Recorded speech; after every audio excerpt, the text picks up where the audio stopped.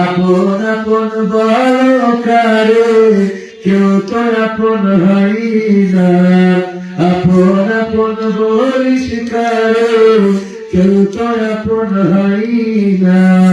স্বার্থ ছাড়াই ভুবনে আপন তো কেউ রয় না। স্বার্থ ছাড়াই ভুবনে আপন তো কেউ রয় না। চোখ বুঝিয়া ভাবর মন, কে তোর আপনজন। ভালোবাসা পাওয়ার জন্য আছে কি কারণ?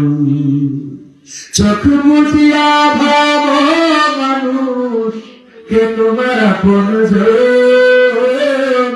ভালোবাসা পাওয়ার জন্য আছে কি কারণ? চোখের আড়াল হয়ে দেখিস, চোখের আড়াল হলে দেখিস, তোর কথা কেউ পাই না। স্বার্থ ছাড়াই ভুবনে আপন তো কেউ রয় না। স্বার্থ ছাড়াই ভুবনে আপন তো কেউ রয় না। কার জন্যে তোর ভালোবাসা টাকা ধরার বাড়ি, মরার পরে কবরেতে রাখবে তাড়াতাড়ি। কার জন্যে এই ভালোবাসা টাকা ধরার বাড়ি, মরার পরে কবরেতে রাখবে তাড়াতাড়ি। বিনা লাভে বন্ধুরে কেউ, বিনা লাভে বন্ধুরে কেউ, তুলার বোঝাও হয় না। স্বার্থ ছাড়াই ভুবনে আপন তো কেউ রয় না। স্বার্থ ছাড়াই ভুবনে আপন তো কেউ রয় না। আপন আপন বলিস কারে, কেউ তো আপন হয় না। আপন আপন বলিস কারে, কেউ তো আপন হয় না। স্বার্থ ছাড়াই ভুবনে আপন তো কেউ রয় না। স্বার্থ ছাড়াই ভুবনে আপন তো কেউ রয় না। মারহাবা বলা যাবে। আরেকটু জোরে, আরো জোরে। স্বার্থ ছাড়া আপন কোন মানুষ হয় না। 17 বছর যে মানুষটা রাজনীতি করল, আওয়ামী লীগের কত সুবিধা দিল, মানুষের কত অধিকার দিল। আওয়ামী লীগের অন্যায় করার অধিকার দিয়েছিল, সবকাজ করার অধিকার দিয়েছিল, দুর্নীতি করার অধিকার দিয়েছিল, টাকা মেরে খাওয়ার অধিকার দিয়েছিল। বলেন ঠিক না বেশি? যে মানুষটা এত উপকার করল, ওই মানুষটার নামে সেদিন ফাঁসির আদেশ হলো। ওই দিন নাটোরের রাজপথে একজন পাওয়া গেল না রে।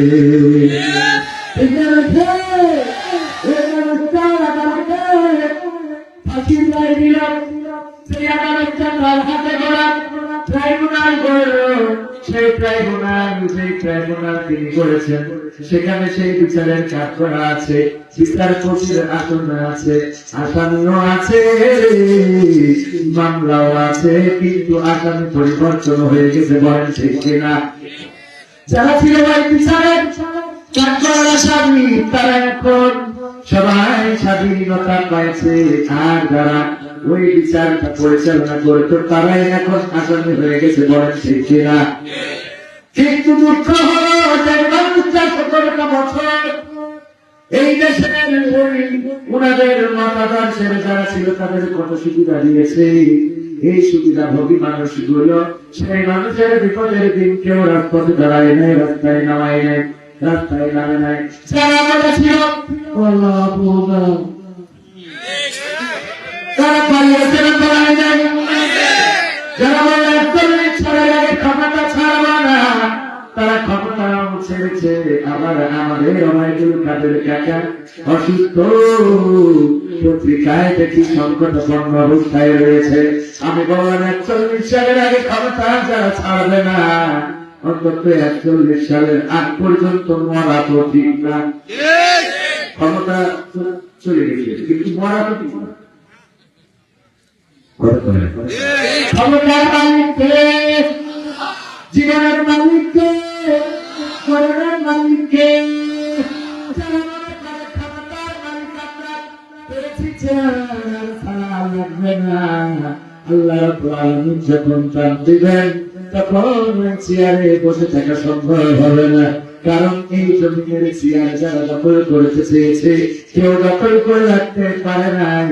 ফিরআউন চেয়েছিল, নমরুদ চেয়েছিল, আবু জাহেল চেয়েছিল, আব্রাহা চেয়েছিল, তারপরে বাংলাদেশে অনেকেই চেয়েছে, গৌর গোবিন্দ চেয়েছিল, এই বাংলাদেশে ইংরেজরা শাসন করতে চেয়েছিল, এমনকি আমার দেশ পাকিস্তান শাসন করেছি। এখন আবার দাদারা আমাদের প্রেস্টিজ সন্ধ্যায়, ঠিক আছে, এই দেশের চেয়ার, এই দেশের ক্ষমতা, এই জমিনের ক্ষমতা যারাই ধরে রাখতে চেয়েছে পারে নাই। কারণ এই জমিনের একমাত্র মালিককে, সব ক্ষমতার মালিককে, সব ক্ষমতার মালিককে। সুতরাং যারা দুনিয়ার চেয়ারের জন্য মারামারি, হানাহানি, কাটাকাটি আন্দোলন করে নাই, এগুলো করে তো কোনো লাভ নাই। ইতিপূর্বে যারা করেছে তারাও চলে গেছে, আবার আগামীতে যারা করবে তারাও চলে যাবে, আর বর্তমান যারা করছে তারা বুঝি থেকে যাবে, থাকবে, চলে যেতে হবে। তারা কিসের পালাবে? কেউ তো আপন নয়, কেউ আপন আছে নাই তো। আপনি যাকে খুব বেশি ভালোবাসেন, আপনার কলিজার টুকরা স্ত্রী, সেই স্ত্রীও আপনি যদি তার অধিকার পুরো পালনে ব্যর্থ হন, আপনি যদি তার অধিকার বুঝে রাখতে ব্যর্থ হন, তাহলে আপনার স্ত্রীও আপনার সব দিয়েছেন, খাবার, পোশাক, আইলা, আইলা, বাইলা, লোকপালি, চিট, রুপেন সব দিয়েছেন, কিন্তু তার জন্য চাহিদা মেটাতে যদি অক্ষম হয়, আমার আপনার স্ত্রী করবে। সত্য না? মা সন্তান, সন্তান ফেলে রেখে মা চলে যায়, এমন আছে না? সন্তান অনেক সময় যদি বাবা একটু লাইক করতেছে, দেখেন আমাদের এরকম আছে না? তাইলে মাও সন্তান ফেলে, আবার বাবাও যায় না, যায় না, কেউ আপন না। আর বেলা শেষে আমরা সবাই বাসনটা কোন জায়গায় এই করে দিতাম। রঙ্গরাসের দিন ছিল আমার একদিন, রঙ্গরাসের দিন ছিল আমার একদিন, 12 ঘন্টা বেলায় আমার সন্ধ্যা হইল, পাখি উড়ে যাওয়ার বুঝি সময় হলো, পাখি উড়ে যাওয়ার বুঝি সময় হলো, পাখি উড়ে যাওয়ার বুঝি সময় হলো রে, পাখি উড়ে যাওয়ার বুঝি সময় হলো। রঙ্গরাসের দিন ছিল আমার একদিন, রঙ্গরাসের দিন ছিল আমার একদিন, 12 ঘন্টা বেলায় আমার সন্ধ্যা হইল, পাখি উড়ে যাওয়ার বুঝি সময় হলো, পাখি উড়ে যাওয়ার বুঝি সময় হলো, পাখি উড়ে যাওয়ার বুঝি সময় হলো রে, পাখি উড়ে যাওয়ার বুঝি সময় হলো। শরীরে চামড়া ছিল টান, বৃষ্টি সুরে গাইতাম গান, গলার আওয়াজ আমার কত দূরে যাইতে,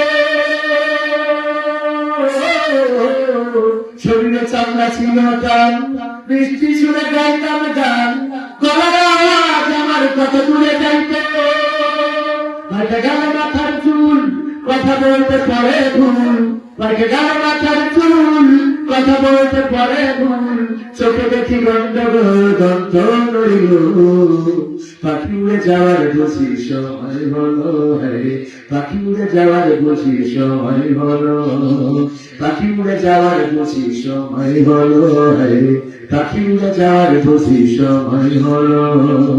ঘন ঘন আসে গান, কানেতে শুনতাম, পিছু পিছু আমার ঘুরতে লাগিল,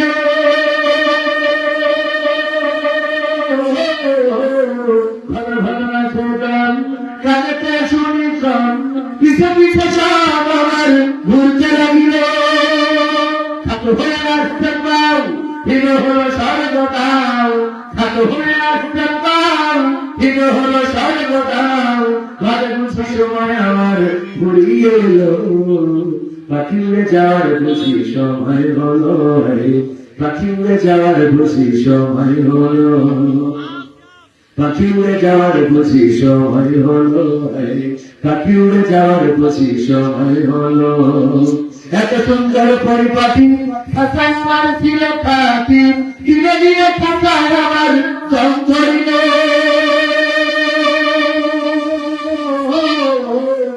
এত সুন্দর পরিপাটি খাঁচায় আমার ছিল খাতি ধীরে ধীরে খাঁচায় আমার জং ধরিল পুরাতন খাঁচাতে পাখি করে শুধু ডাকাডাকি পুরাতন খাঁচাতে পাখি করে শুধু ডাকাডাকি একদিন আমায় দিয়া পাখি উড়িয়া যাইব পাখি উড়ে যাওয়ার বুঝি সময় হলো পাখি উড়ে যাওয়ার বুঝি সময় হলো পাখি উড়ে যাওয়ার বুঝি সময় হলো রে পাখি উড়ে যাওয়ার বুঝি সময় হলো রঙ্গরসের দিন ছিল আমার একদিন রঙ্গরসের দিন ছিল আমার একদিন 12 ঘন্টা বেলায় আমার সন্ধ্যা হইল পাখি উড়ে যাওয়ার বুঝি সময় হলো পাখি উড়ে যাওয়ার বুঝি সময় হলো পাখি উড়ে যাওয়ার বুঝি সময় হলো রে পাখি উড়ে যাওয়ার বুঝি সময় হলো এই সময়টা কি পুরা হয়ে হবে এই সময়টা কি গাড়ি পাকলে হবে এই সময়টা কি ফুল পাকলে হবে এই সময় কি কাজ করলে হবে না এই সময় আল্লাহ রাব্বুল আলামিন বলেছেন আল্লাযী খালাকাল মাউতা ওয়াল হায়াতা লিয়াবলুয়াকুম আইয়ুকুম আহসানু আমালা ওয়া হুয়াল আজিজুল গফুর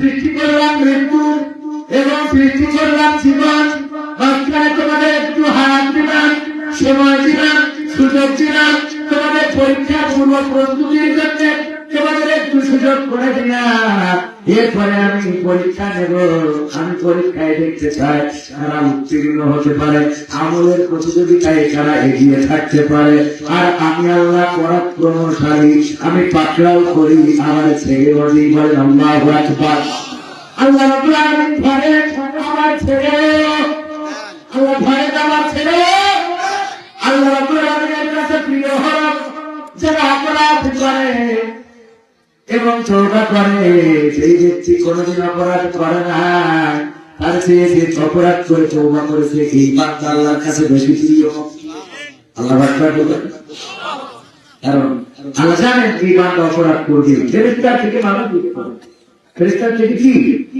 মানুষ তো মাঝে মাঝে দুই একজন বলে তুমি তো ফেরেশতার মতো আরে বাবা ফেরেশতার মতো বললে তো মান কমে যায় কারণ মানুষ হলো আশরাফুল মাখলুক এই পৃথিবীতে সর্বশ্রেষ্ঠ করে পাঠিয়েছিলাম ফেরেশতারা চাইছিল যে মানুষ না পাঠান আল্লাহকে পরামর্শ দিল আল্লাহ দরকার কি আমরা তো আছি বলেছে না বলেন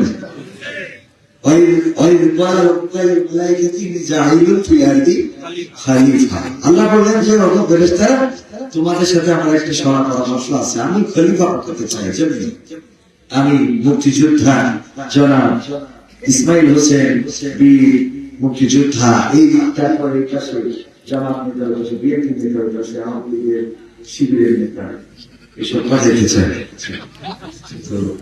মানে আওয়ামী লীগের শিবিরের বলেছে বুঝতে পেরেছেন না ঠিক আছে কি না এত মানে তাল উল্টায় করিনি কিন্তু মানে হিসেব ঠিক আছে এরকম না যে যশোর থেকে আসেছি বলে মাথা খারাপ হয়ে গেছে মনে হয় এরকম মনে হয় না দু একটা বুকির আছে এই যে তারা ইমামতি করে একজন যে মসজিদ তো ইফতার করে বাইরে মানে শুয়েছে হঠাৎ ঘুম এসে গেছে ঘুম এসে গেলে তারা কিছু পড়াতে গেল ওদিক তারা সময় আবার সময় আবার আগে চলে যাবে আগে চলে মনে আছে না তো এখন হুজুর ঘুম থেকে উঠে যাবে তারা চায় 10 মিনিট অবাক হুজুর তো একবার মাথায় একবারে আমায় ধরে গেছে যাই মুসাল্লিরা তো মানে আমি গেলাম মুসাল্লি কি মুসাল্লি তারা উপরে বানান দিয়ে দিচ্ছে তো তাড়াতাড়ি করে ওই আর উপরে জুব্বাটা রাখছিল ওটা ঘাড়ের উপরে দিয়ে নিয়ে তাড়াতাড়ি মসজিদে দৌড়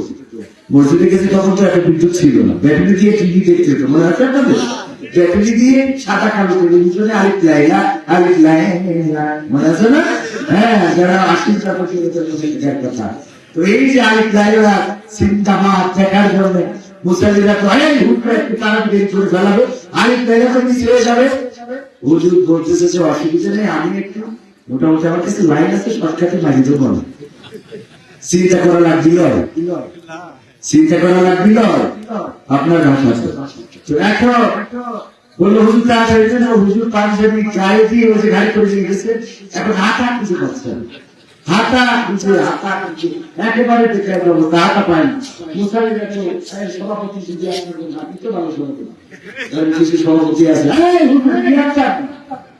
এখনো কি বাইরে সে পাঞ্জাবির হাঁটা কিছু করছে এক মিনিটে 10 মিনিট জারি করেছেন আমার এখন হাঁটা করতে পারেন না বাবা খুঁজি না পালিয়েছে করবে কি এরিকেনের সময় হ্যারিকেন বসেন হ্যারিকেনের আলোর ভলিউম বাড়াইয়ে বলছে হুজুরি গলার কাছে ভাত হাঁটা খুঁজি পায় না কেন গলার কাছে ঝুড়ি যাকে হাঁটা খুঁজি করবে কি বসে মেক্সি গলায় করে ঢুকি মানে তাড়াতাড়ি হাঁটছি থেকে পাঞ্জাবি করলে আর মেক্সি দিলাম ঠিক রেখেছি কিন্তু আমি বললাম না ঠিক করে বলছি তারা পেলেন তারা দেখেন ঠিক আছে তো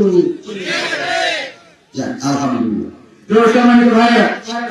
আমরা আলোচনা যাব আল্লাহ রাব্বুল আলামিন এত মাখলুক করে সৃষ্টি করেছেন ফেরেশতাদের বলেছে মানুষ পাঠাতে চাই কিন্তু ওরা আবাসে মারামারি কাটাকাটি করবে ওসমান হাজি গুলি করবে তারপরে মুসাফির দিয়ে তার সাথে তারে গুলি করবে করার পরে আবার একজন করবো কোনো অসুবিধা না নির্বাচনে ঝামেলা নেই এইসব করবো তো কেন কথা বলুন কোরআনে কথা বলছি তো মিলাতে তো যারা প্রাণ বলেন তারা বলেন ঠিক বলছি তো হ্যাঁ মানে বাস্তবতা মেরিয়ে বলছি বললো ওরা ঝামেলা করবে মারামারি কাটাকাটি করবে রক্তপাত ঘটাবে তার মানে ওসমান হাজি খুন করবে মুসাফিরকে গুলি করবে কাউকে পাথর দিয়ে কোথায় মারবে কাউকে যেখানে সেখানে হত্যা করবে এরকম ঘটছে না ঘটছে না তো দরকার কি ওদের পাঠানো আমরা তো তোমার ইবাদত করতেছি আল্লাহ কি বললেন ইন্নী আ'লামু মা লা তা'লামুন আমি যা জানি তোমরা তা জানো না এই বলে যখন সৃষ্টি করলো করার পরে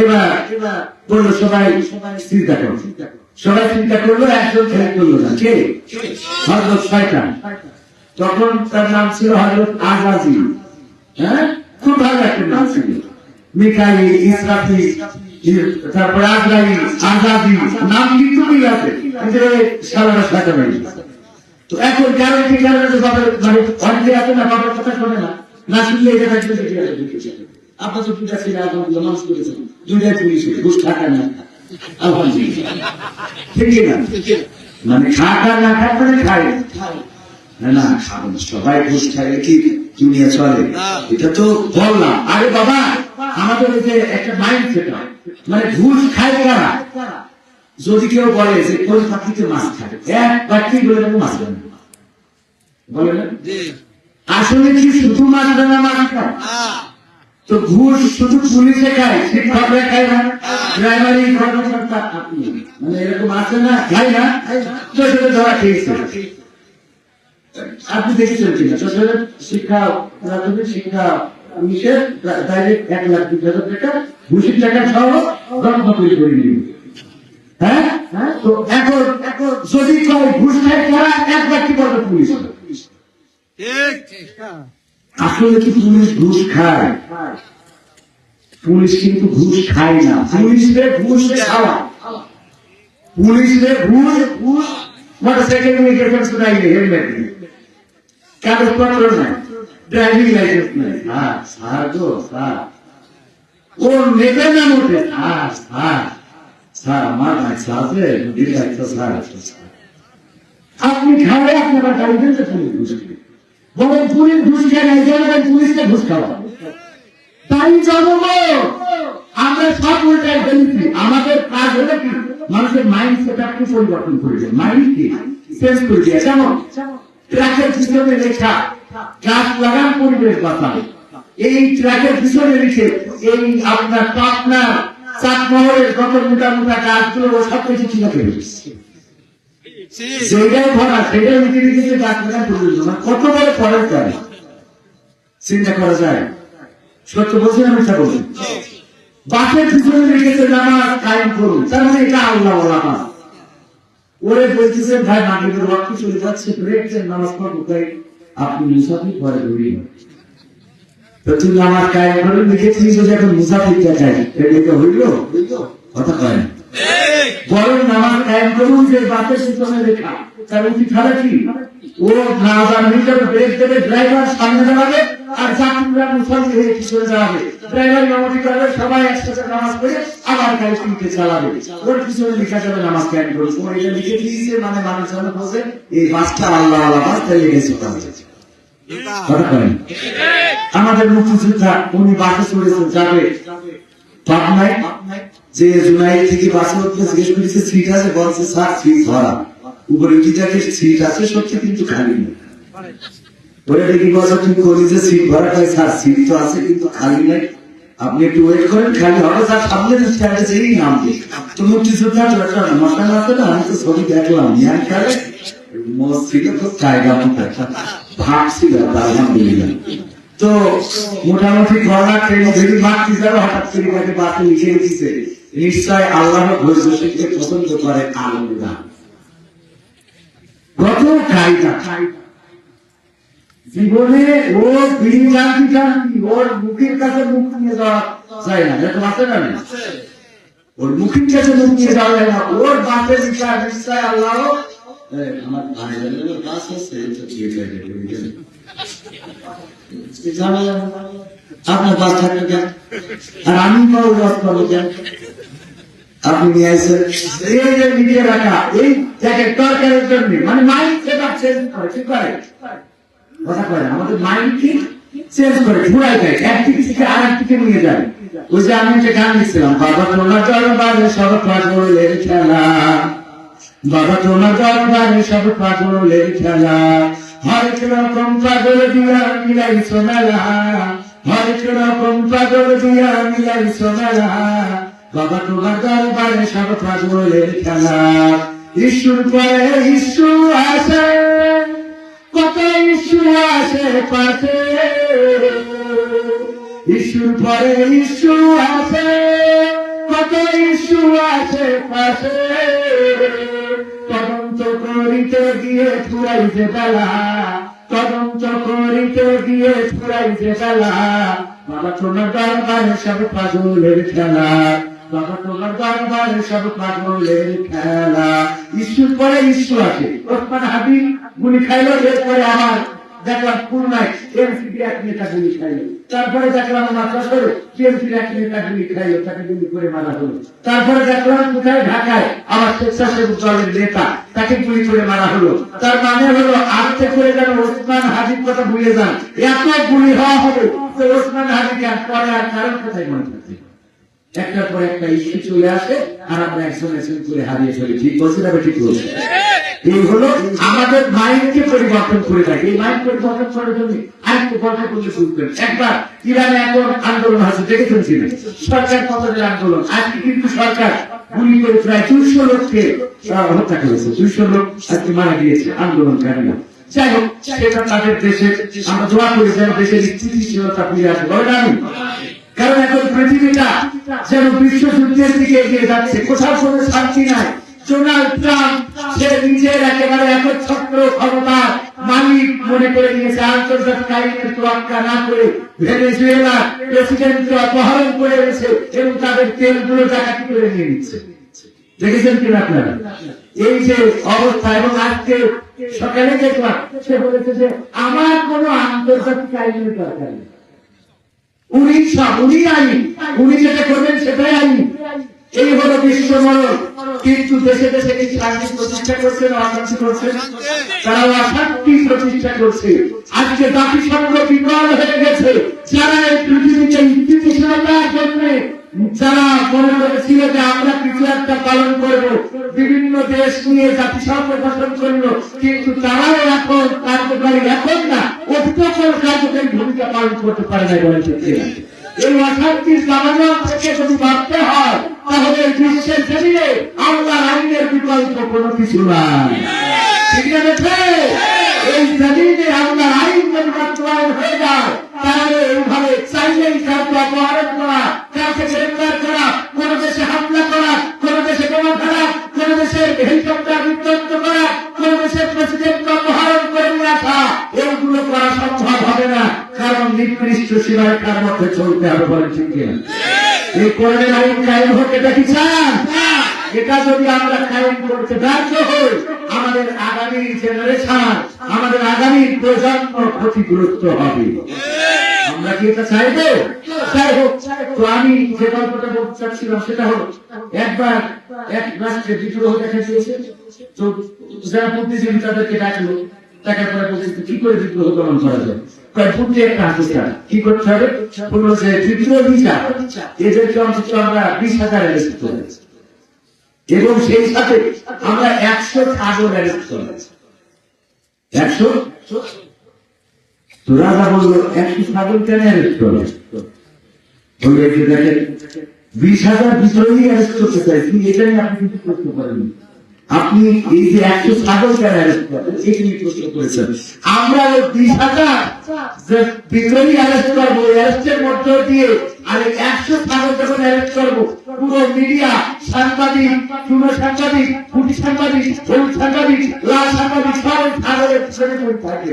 ওদিকে মাইন্ডটা চেঞ্জ হয়ে যাবে, কমে 20,000 ওইটা নিয়ে না, এই ছাগল নিয়ে চিন্তা করতে পারেন। এইভাবে মানুষের মাইন্ডকে চেঞ্জ করে দেওয়া হয়, মাইন্ডকে আমাদের একটা অন্যভাবে অন্য দিকে ঘুরে দেওয়া হয়। এই জন্য বলছিলাম পুলিশ ঘুষ খায় না, পুলিশকে ঘুষ খাওয়ানো হয়। এমন একজন পরের দেখান তো, আমি সহ যে পুলিশে ধরা পড়ে আপনার একটা মামলা ধরেন, আমরা প্রাইভেটটা চালাচ্ছি,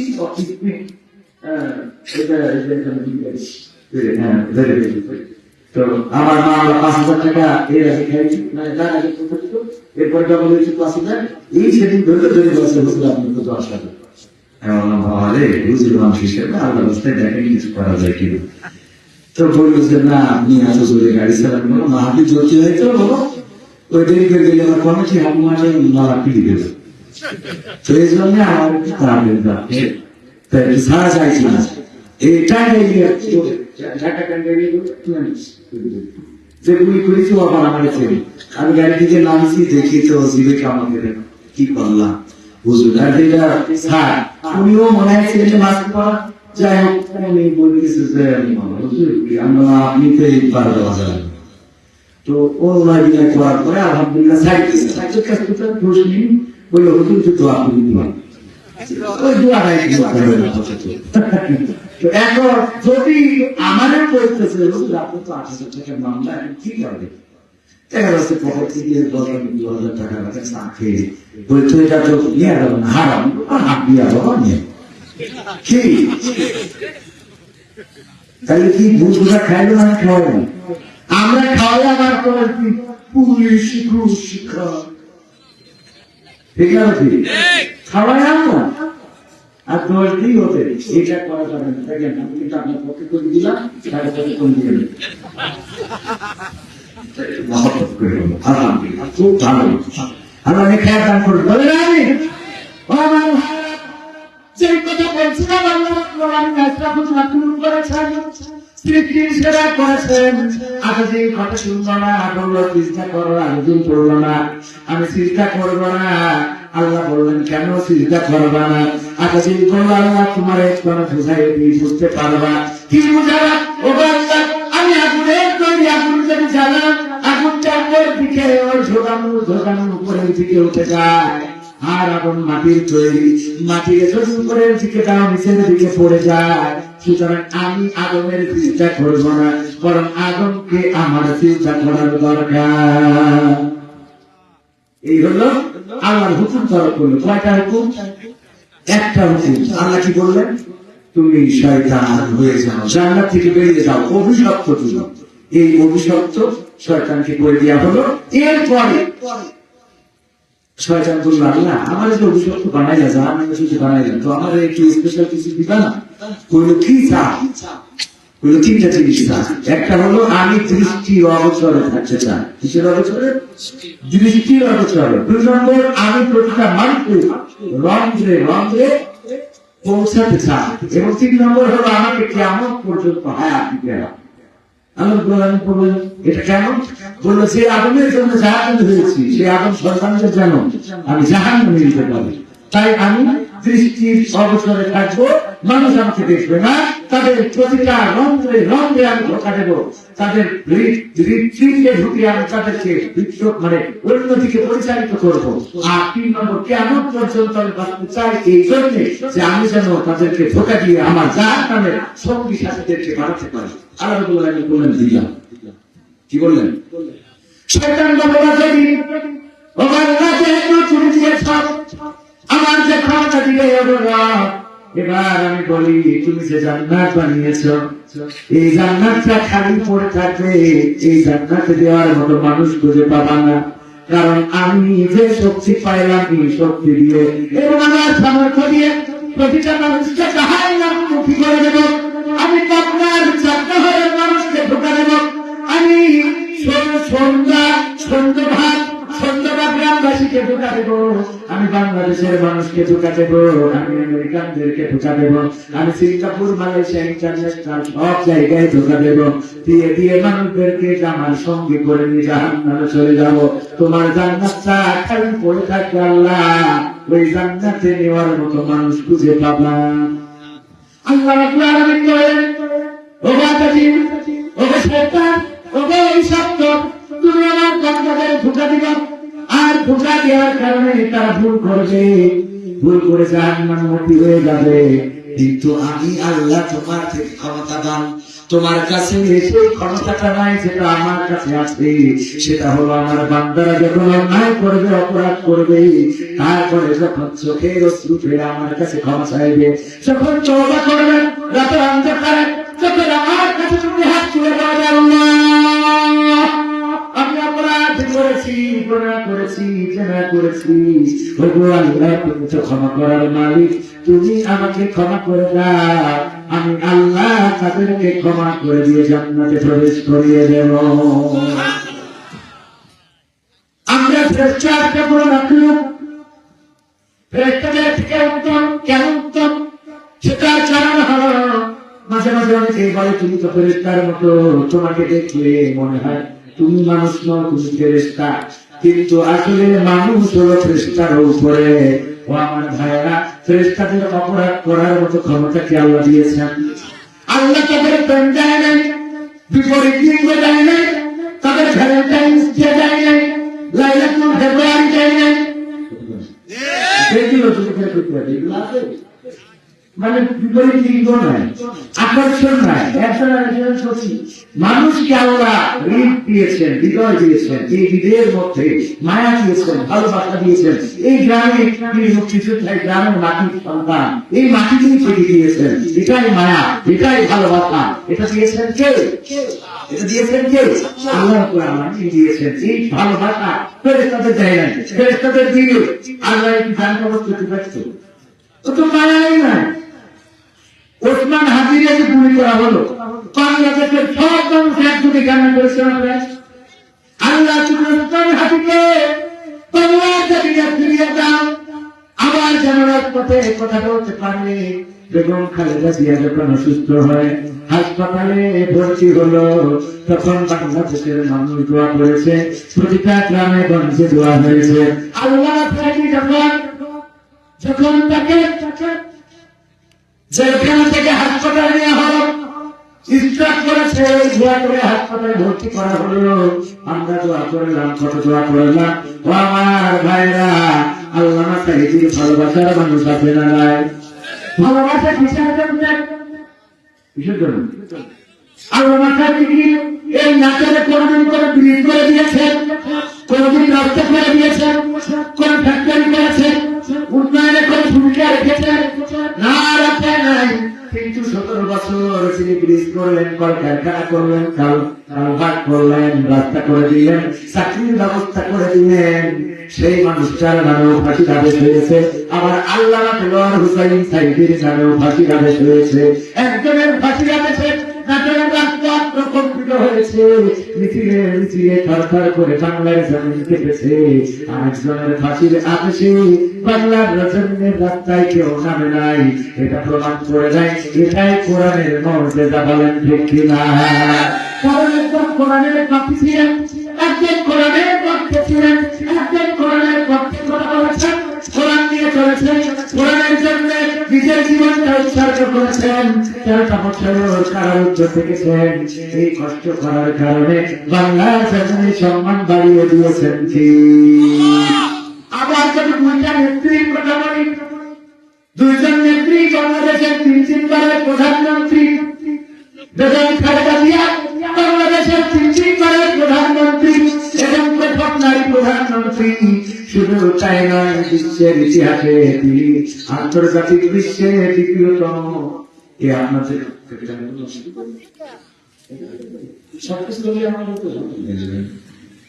আর কি সময় কথা বলি বাবা, আপনারও ভাইরা যুবকেরা করতে হবে, করতে হবে না। কারণ এখানে বিপ্লবীদের ঘটনা। অনেকেই বলে নাটক না পাবনা, পাবনা মানেই মনে হয় পাগলের বসবাস। আর আমি বলি পাবনা মানেই হলে সারা দেশের পাগলের ঠিক পরিবারী করতে, ঠিক আছে? পাবনা হলে পাগল ঠিক করে, এখানে পাগল না, এখানেই শেষ না। পাবনাতে বাবা রাখো সবাই পালিয়েছে কিন্তু চুপু পালাই না, সবাই চলে গেল, শাহাবুদ্দিন চুপু যাই নাই। এটাই পাবনার পাওয়া। কথা করেন আপনারা যেমন তেমন লোক না, বলেন আলহামদুলিল্লাহ। পাওয়া আছে না? আবার আমার হুজুরা বলেন, মাঝে মাঝে জিজ্ঞেস করে আজকে মাটি কোথায়? বলি পাবনা। বলে যার দাওয়াত পাবনা তার নেই ভাবনা। যদি পাবনায় আসেন ভাবনা নাই। পাবনার মানুষ বড় সাদা সিজে, বড় সরল, বড় মায়ালু, মায়াবী, বড় ভালোবাসা প্রেমী। ও আল্লাহ, পাবনায় যত ভালোবাসা পাই, পাবনার মানুষের যত ভালোবাসা পায়, এই ভালোবাসার ঋণ পরিশোধ করার মতো কেমন কোন যোগ্যতা নয়। আমার ভাইরা সব বিষয়ে বলব ইনশাআল্লাহ যদি সময় পায়। শুনবেন ইনশাআল্লাহ? আলোচনা করে একদিক থেকে যায় আর একদিকে চলে যায়। কোনদিন বলবো ক্ষমার কথা বলছিলাম, মানুষের ফেরেশতার কথা বলছিলাম। আমাদেরকে বলা হয় ফেরেশতার মতো, কিন্তু আমরা ফেরেশতার মতো হইলে দাম কমে না বাড়ে, দাম কমে না বাড়ে, দাম কমে যায়। কারণ আমরা ফেরেশতার উপরে আমাদের মায়া দিলেন, ভালোবাসা দিলেন, আমাদের মধ্যে আকর্ষণ দিলেন, নারী আর পুরুষের মধ্যে আকর্ষণ দিয়েছেন। এই আকর্ষণ দেওয়ার কারণে একজন আরেকজনের প্রতি আকৃষ্ট হয়ে যায়। বলেন ঠিক না বেশি? এই আকৃষ্ট ফেরেশতারা হয় না, কারণ তাদের মধ্যে আমার মায়া নাই, ভালোবাসা নাই, প্রেম না। এই জন্য আসেন আর জানটা কবজ করে নিয়ে চলে যান। কত মানুষ আমরা কান্নাকাটি করি, কত মানুষ আমরা দোয়া করি, কত মানুষ আমরা দেখা যায় একজন তিনি এই পরিবারের একজন মাত্র ব্যক্তি, তিনি উপার্জন করে পরিবার চালান। ওই মানুষটা যখন অসুস্থ হয়, রোগগ্রস্ত হয়, আল্লাহ আল্লাহর কাছে দোয়া করা হয়, আল্লাহ মানুষ করে হায়াত বাড়াইয়া দাও। দেখা যায় ওই মানুষটার আবার আজরাইল এসে জানটা কবজ করে নিয়ে চলে যায়। এই জন্য বললাম, মানুষের মধ্যে যে মায়া আল্লাহ দিয়েছেন, ফেরেশতাদের মধ্যে সেই মায়া দেয় নাই, প্রেম দেয় নাই, ভালোবাসা দেয় নাই। এই জন্য মানুষেরা অপরাধ করতে পারে, অপরাধ করার পরেও যখন করে না, এই মানুষটা শুধু ফেরেশতা না, এর থেকে আরো উপরের কিছু হয়ে যায়। বলেন সুবহানাল্লাহ। এর থেকে আরো বড় কিছু হয়ে যায়। অপরাধ করার ক্ষমতা আছে কিন্তু করে না, অপরাধ করার ক্ষমতা আছে কিন্তু। আর যারা অপরাধ করার ক্ষমতা থাকার পরেও করে না, তাদের পুরস্কার দেন কে? সেদিনের মধ্যে তাদের পুরস্কার আছে, আখিরাতে তাদের পুরস্কার আছে না? বিশ্বনবী সাল্লাল্লাহু আলাইহি ওয়াসাল্লাম একটা ঘটনা বর্ণনা করলেন, সাহাবীদেরকে বললেন, ও আমার সাহাবীরা শোনো, ও আমার সাহাবীরা শুনে নাও। তিনজন যুবক একদিন পথ চলছে, চলতে চলতে হঠাৎ করে ঝড়ের মধ্যে পড়ে গেল, হঠাৎ করে অরাজকতার মধ্যে পড়ে গেল। একটা গুহার মধ্যে আশ্রয় নিল, গুহার মধ্যে আশ্রয় নেওয়ার পরে হঠাৎ করে একটা পাথর ঝড়ের কারণে পাহাড় থেকে গড়াতে গড়াতে গড়াতে গড়াতে এসে ওই গুহার মুখে এসে আটকে গেল। যখন ঝড় থেমে গেল, তিনজন যুবক বের হয় গুহা থেকে, কিন্তু ওই পাথরে আটকে গিয়েছে এমন ভাবে গুহাটার মুখে যে ওই পাথরটা আর সরানো যায় না। তিনজনে চেষ্টা করলো, একজন একজন করে চেষ্টা করলো, হলো না। তিনজন যৌথভাবে চেষ্টা করলো, হলো না। এবার তিনজন মিলে চিন্তায় পড়ে গেল, কি করা যায়, কেমন করে এই পাথরটা সরানো যায়। এই পাথরে না সরানো বের হয়ে গেল না। ওই তিনজন যুবক বসে পরামর্শ করলো, আমরা আমাদের জীবনে তো অনেকেই অনেক অপরাধ করেছি, এমনকি কোন অনেক কাজ আছে যে কাজ করার কারণে আল্লাহ রাব্বুল আলামিন আমাদের রহম করতে পারেন, আল্লাহ রাব্বুল আলামিন আমাদের সহযোগিতা করতে পারেন। তোমরা চেষ্টা করা দেখো। তিনজন ব্যক্তি বললাম, তাহলে চিন্তা করো, যার মধ্যে যে ভালো আমলটা আছে সেই ভালো আমলটা আল্লাহর কাছে পেশ করে আমরা পাথরকে সরানোর জন্য আল্লাহর কাছে সহযোগিতা চাইব। প্রথম জন বললাম, ও মা, তুমি তো জানো আমার বৃদ্ধ মা ছিল এবং বৃদ্ধ বাবা ছিল, বৃদ্ধা মা এবং বৃদ্ধ বাবা। আমি ছাগল চালাতাম, বকরি চালাতাম, অথবা কাদের ব্যস্ততায় থাকতাম, সন্ধ্যাবেলা বাড়িতে ফিরতাম, ফেরার পরে আমি আমার ছাগল থেকে, আমার বকরি থেকে অথবা আমার গাভীগুলো থেকে দুধ গ্রহণ করতাম। তারপরে আমার মা এবং আমার বৃদ্ধ বাবাকে খাওয়াতাম। তারপরে আমার সন্তান স্ত্রীদের মুখে তুলে দিতাম। একদিন এমন হলো, আমার বাড়িতে ফিরতে দেরি হয়ে গেল। আমি গভীর রাতে যখন বাড়িতে ফিরলাম, সে দেখি আমার পিতা মাতা ঘুমিয়ে দিয়েছে। আমি দুধ গ্রহণ করলাম এবং আমি পাত্রে ধরলাম। তারপরে আমার পিতা মাতার জন্য গ্লাস নিয়ে দাঁড়িয়ে রইলাম। আমার সন্তান স্ত্রীরা রাতের জন্য, রাতে দুধ পান করার জন্য আমার কাছে দুধ চাইল। আমি বললাম, আমার স্ত্রী সন্তান, আমি ততক্ষণ পর্যন্ত তোমাদের পান করাবো না যতক্ষণ পর্যন্ত না আমার বৃদ্ধ পিতা এবং বৃদ্ধা মাকে পান করাতে পারবো। ও আল্লাহ, তোমার সন্তুষ্টির জন্য, আমার পিতা মাতার জন্য, আমার পিতা মাতার দুধ পান করানোর জন্য সারাটা রাত আমি দুধের ক্রিয়ালা নিয়ে পিতা মাতার শিয়রে দাঁড়িয়েছিলাম। সকাল না হওয়া পর্যন্ত পিতা মাতার ঘুম ভাঙে নাই, আমার পিতা মাতার ঘুম ভাঙে নাই, আর আমি আমার সন্তানদের দুধ খাইতে দিই নাই, আমার স্ত্রীকে দিই নাই, আমিও পান করি নাই। সারাটা রাত দাঁড়িয়ে থেকে পিতা মাতার ভালোবাসায় আমি তোমার খুশির জন্য ওই দুধের পেয়ালা নিয়ে দাঁড়িয়েছিলাম। সকালবেলা পিতা মাতাকে পান করিয়ে তারপরে পরিবারের মুখে তুলে দিয়েছিলাম। ও আল্লাহ, এই কাজটা যদি তোমার সন্তুষ্টির জন্য করে থাকি, তাহলে আজকে যে মুসিবতে পড়েছি গো আল্লাহ, তুমি দয়া করে তোমার কুদরতের ছোঁয়া দিয়ে এই পাথরটা সরিয়ে দাও বলে বিসমিল্লাহ বলে ধাক্কা দিয়েছে। একটুখানি ফাঁকা হয়েছে, কিন্তু বের হওয়ার মতো রাস্তা আল্লাহ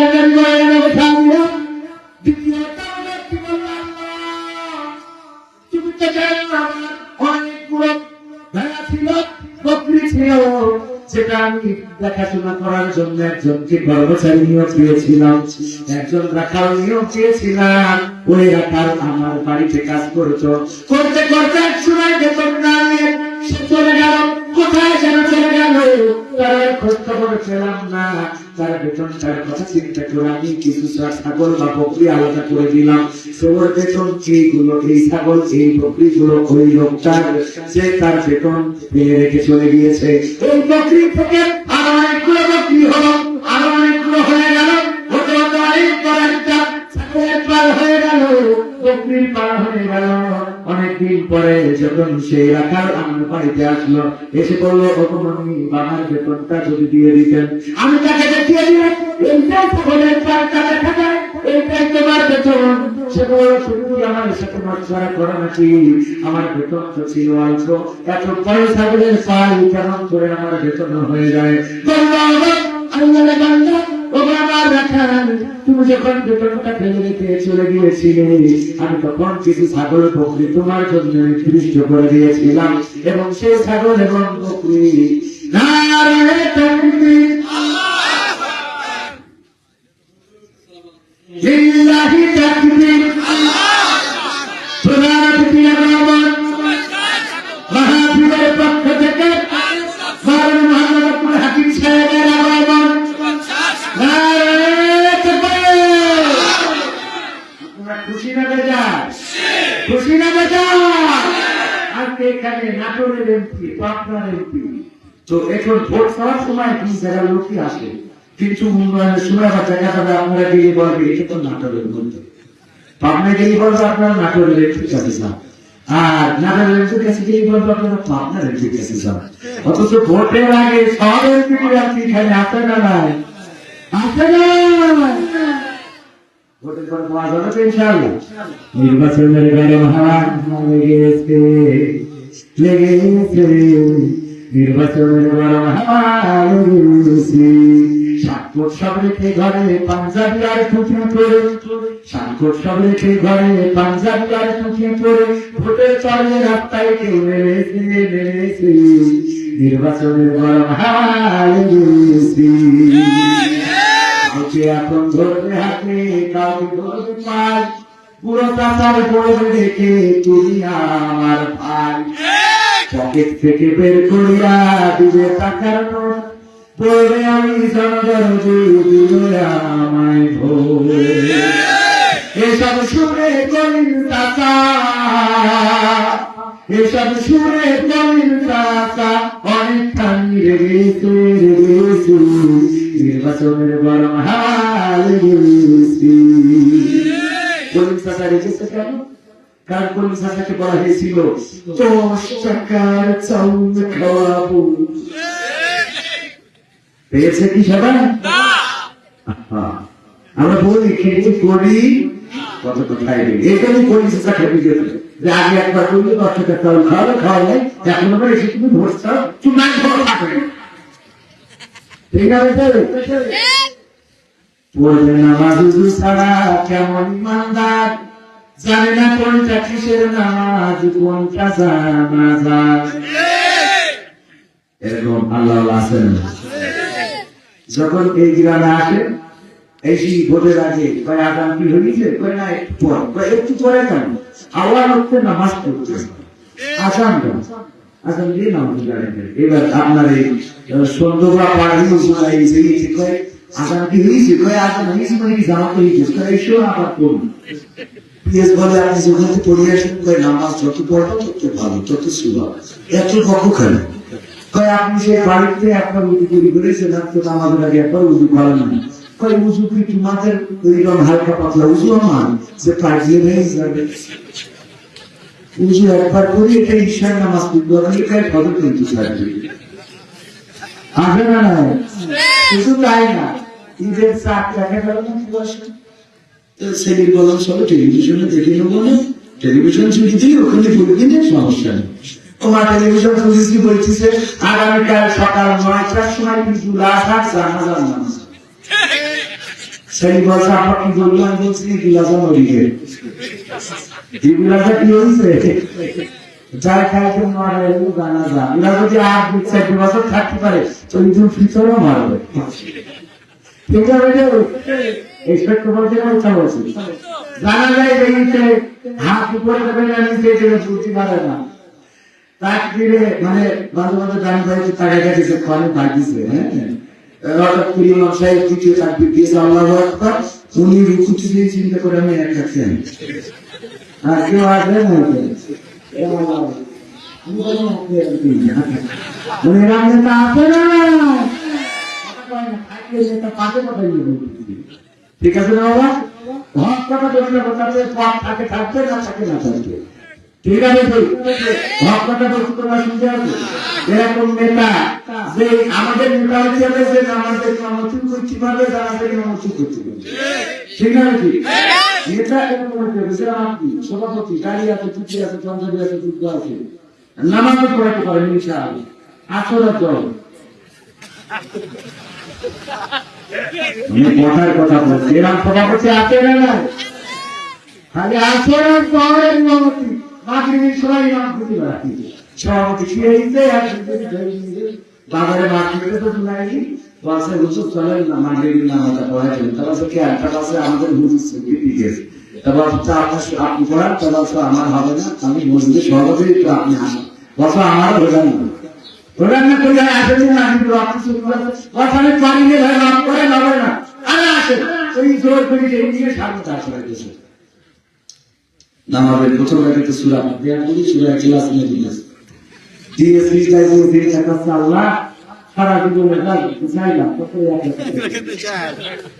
এখন তুমি আজকে তুমি চিন্তা থেকে উঠে দেখো ওরা ফাঁকা দেখতেন না, বলেছেন দেখে ওরা ফাঁকা আছে পাশে অন্য করেই চলে গেছে কথা সিজদায় তো পড়ে আছে মুসাফির যাত্রী টাকা সরে আল্লাহ ওই খাতা বাবারে যে আসছি আজকে এক চিন্তায় তো পুরস্কার পাচ্ছি, কিন্তু কিছু তো ইয়াং মুসলিম থাকে, ঠিকঠাক মুসলিম আমার ভক্ত যারা আমার কিছু কল্যাণ ভক্ত আছে না যারা খুব ভালোবাসে, পরে হুজুর আমার জন্য ভালোবাসে, মানে আমার পড়া বাবা না আমার খালি করে দিই আল্লাহ যদি ভালোবাসে আমার খালি করে সহ্য না করি করা যায়। হ্যাঁ তো এখন উঠে দেখে ইমানই তো নেই,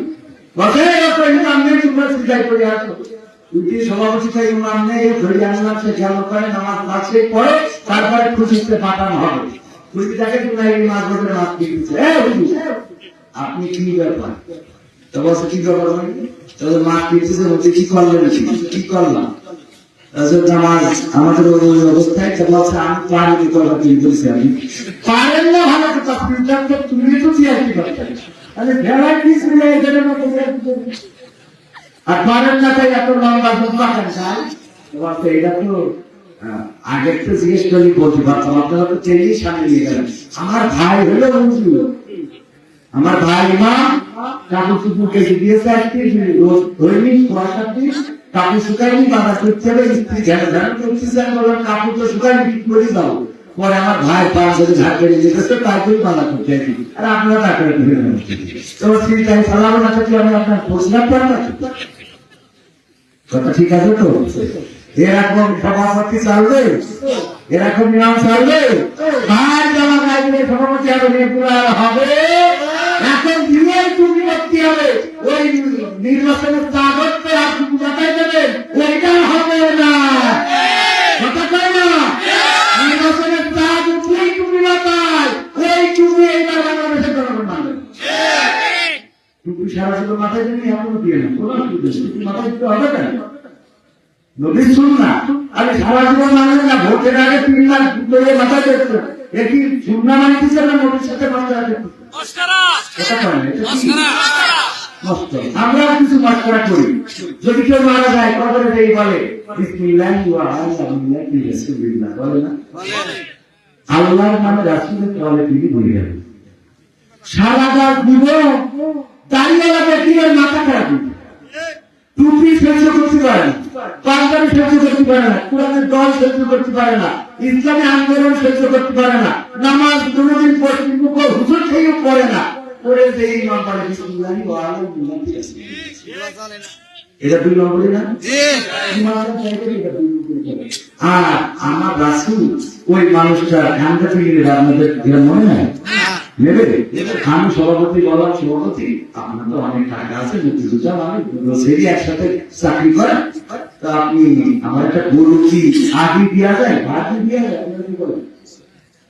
ভাগি ভাগি নেয় না গরু, বড়টা নেই বড়টা দিয়ে যায় একটা গরু, গাই গেল আমার বাচ্চাটা দুধ পাচ্ছে না, আমার মা দুধ খেয়াল দিল না, যদি একটু গাই গরুটা দিয়েছে ভালো হয়ে শুধু গরু দেখাশোনা করা হবে, তোমার বড় ছেলেটা দেখাশোনা করা কিন্তু হয়েছে, ও ফাইটে গেছে, তুমি হচ্ছে বই ঘর ভালো না, আর বলছো চিনি চিনি আমি সাইড করে খেতে করি, তারপর তোমার তো মশারি, আমি বলছি কয় লাগাইলে, তারপর তুমি ঘাস লাগাবি, আর বলছি বই কিনেতে জানি ঘরে না দেখি পারে, বলছো তুমি বুঝতে পারো, তার মানে কি দিবি না, তার মানে কি দিবি না, এবার হঠাৎ করে বাবা মেয়ে চলেছে, জমা করে তুলদান করে দিয়েছে একটা তৈরি করে করেছে। সকালবেলা বলুন ছেলে নাকি তারপর আমার দরকার তবে নিয়ে যাও সেজন লোকে ঠিক আছে বলি আছে আপনি গোরস্থানের সভাপতি আর আমি কবরস্থানের সভাপতি তো আমাদের সেক্রেটারি তাই হোক খুশি মানুষ বাসুর একটা হবে আমি নেবো একটা হবে আপনি নেবেন তো এই লোক দেখতে হবে কেন বলছে একটা পারলাম তুমি মনে হয় গায়ে গরুর সাথে পারবেন একটা কথা পারবেন বলছে বই দিয়ে আসতে দেখো সেই দেখি 4 হাত পায় একদিন নাকের কাছে হাত দিতে কি যে কোনো খুশি কোনো আড্ডাও না লেজের দিকে তাকায় দেখি না কেউ আট করতেন মানে মাসি বয়স করতে তো আসতেন আমি এই বলছি সভাপতি বড় কি মডিকেস না তখন তো মডিকেস মিলে তো তোমাকে থাকিতেছি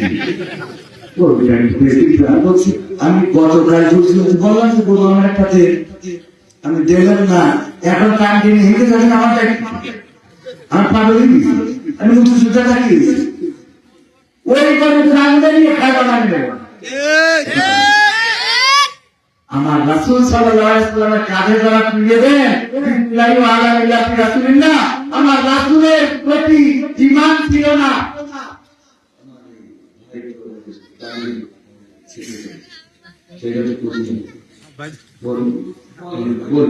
দাড়ি নাই মুখে হ্যাঁ আমার ধরে আসতে চলে এই জন্য আমার বিজেপি ঘর করতে পারে তো এখন আল্লাহ রাসূলের সুন্নাহ দাড়িটা মুখে নাই টুপিটা মাথায় নাই নামাজ পড়ে নাই রোজা করে নাই ইসলামী আন্দোলন করে নাই কুরআন পড়ে নাই এত করে না কোরআন ফেললে মসজিদে টিকিতে মাদ্রাসা টিকিতে কোরআনের টিকিতে আল্লাহ টিকিতে চলে না সেই মনে গেছে সেই কাজ হুজুর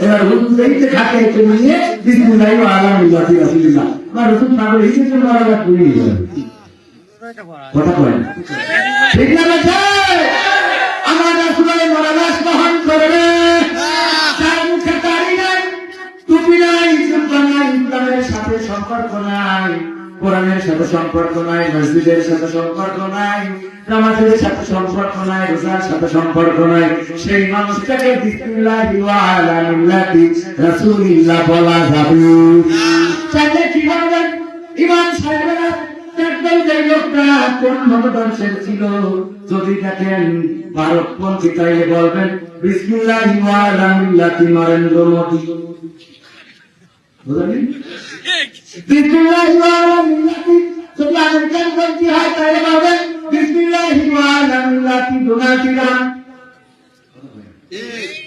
ও কিভাবে যায় কিন্তু চিন্তা করছিল কারণ তোর মতো ছিল সাইন্সটা তাই করতো আইন তো আটা করতো না এরকম আছে না নাই আইনের তো আটা করে না মানুষদেরকে পাখির মতো গুলি করে হত্যা করে ছিনতাই করে চুরি করে দুর্নীতি করে চাঁদাবাজি করে লুট করে লুণ্ঠন করে ধর্ষণ করে জেনা করে ব্যভিচার করে এদেরকে যদি বলেন বিসমিল্লাহি ওয়া আলা মিল্লাতি রাসূলিল্লাহ ওই ইমাম আল্লাহর বিচারের কাজ করে দাঁড়িয়ে যাবে আর আল্লাহ বলেন তুমি পরিচালক তারা খুঁজিব বিসমিল্লাহি ওয়া আলা মিল্লাতি রাসূলিল্লাহ এইগুলো বলা যাবে যাত্রা করে দেবেন বিপদে পড়বেন আপনি বিপদে পড়বে কে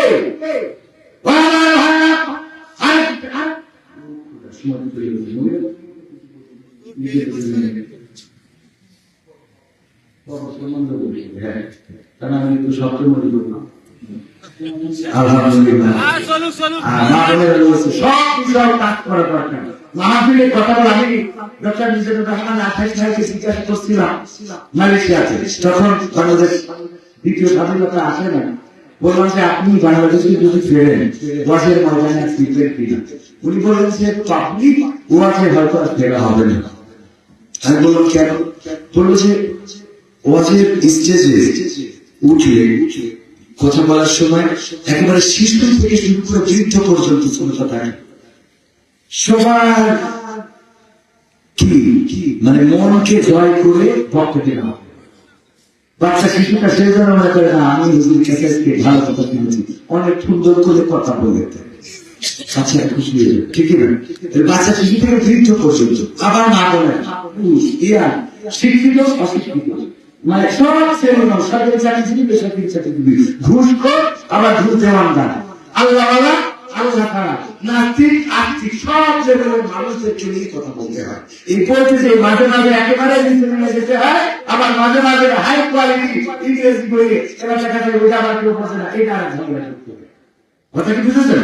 তার মানে এখানে কথা বলা সেখানে কথা না, দেখেন এখানে কথা বলছি মা বোনের কথা অন্তরালে ওনারা বলতেছে আমরা দেখা করছি কথা বলেন আমাদের নিয়ে তো একটা কথা হলো না। আমার আল্লাহ বলেছেন ওয়াকারানা ফি বুয়ুতিকুন্না ওয়ালা তাবাররাজনা তাবাররুজাল জাহিলিয়াতিল উলা। ওগো নারীরা তোমরা পর্দার মধ্যে থাকো, জাহিলি যুগের মেয়েদের মতো সাজুগুজু করে নিজেদেরকে দেখাই বেড়ায়ও না। আর আজকের মা বোনেরা আল্লাহর কথাও রাখে আবার শয়তানের কথাও থাকে। সেটা কেমন করে? আগে চুটার করে আগে সুন্দর করে মেকআপ করে সাজুগুজু করে তারপরে ওরা বোরখাটা লাগায় বাড়ি থেকে বের হয়ে যায়। যাওয়ার পরে যখন ওই যে আপনাদের এখানে কি পাঁচ গণনা করে রাজবাড়ি না কি চলে ওই দিন ধারি মাঠে যাওয়ার পরে বোরখা করে তারপরে বয়ফ্রেন্ডের সাথে হাত ধরে ঘুরে বেড়ায় ও বাবা, তারপরে কফি খায়, তারপরে তার সাতশো রাইলা বাইলা সাইলা ওইগুলো সব ছেড়ে আবার বোরখা করে তারপরে বাড়িতে আসে। বাড়ি থেকে যখন বেরোই তখন মনে হয় তাপসী রাবিয়া, আর যখন ফিরে আসে তখন মনে হয় তাপসী রাবিয়া, মাঝখানে রাসুল কামান দানা। যুবকরা কথা কয় এরকম আছে না?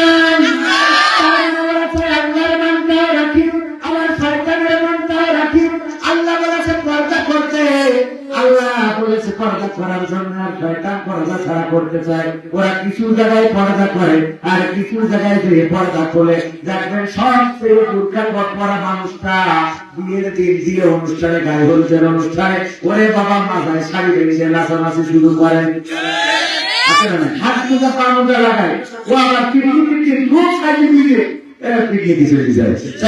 এতদিন যদি হাত মোজা লাগানো কথা কয় না মানে কথা আল্লাহর কথা। একজন চুরি করিয়ে কুরবানি দিয়েছে, এই ৩০ বছর তুমি চুরি করো বাবা মা তখন আপত্তি নেই, কুরবানিটা তুমি চুরি সাথে দিয়ে দিবা। তারপর সেই দিন আল্লাহকে বউ বানিয়েছে কেন? তারপর চুরি করেছে কি দিয়েছে গুনাহ, আর কুরবানি করা হচ্ছে কি দিয়েছে সুয়া। এবার বস্তুটা তো আমাদের জন্য সুয়া বা গুনাহ বুঝতে আছে।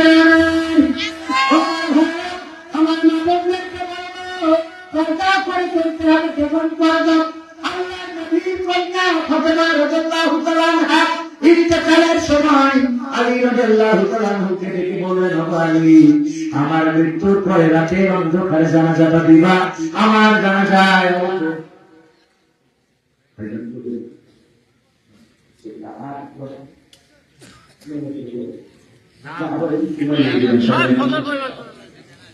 টেলিফোন পাতা আছে, টেলিফোন করে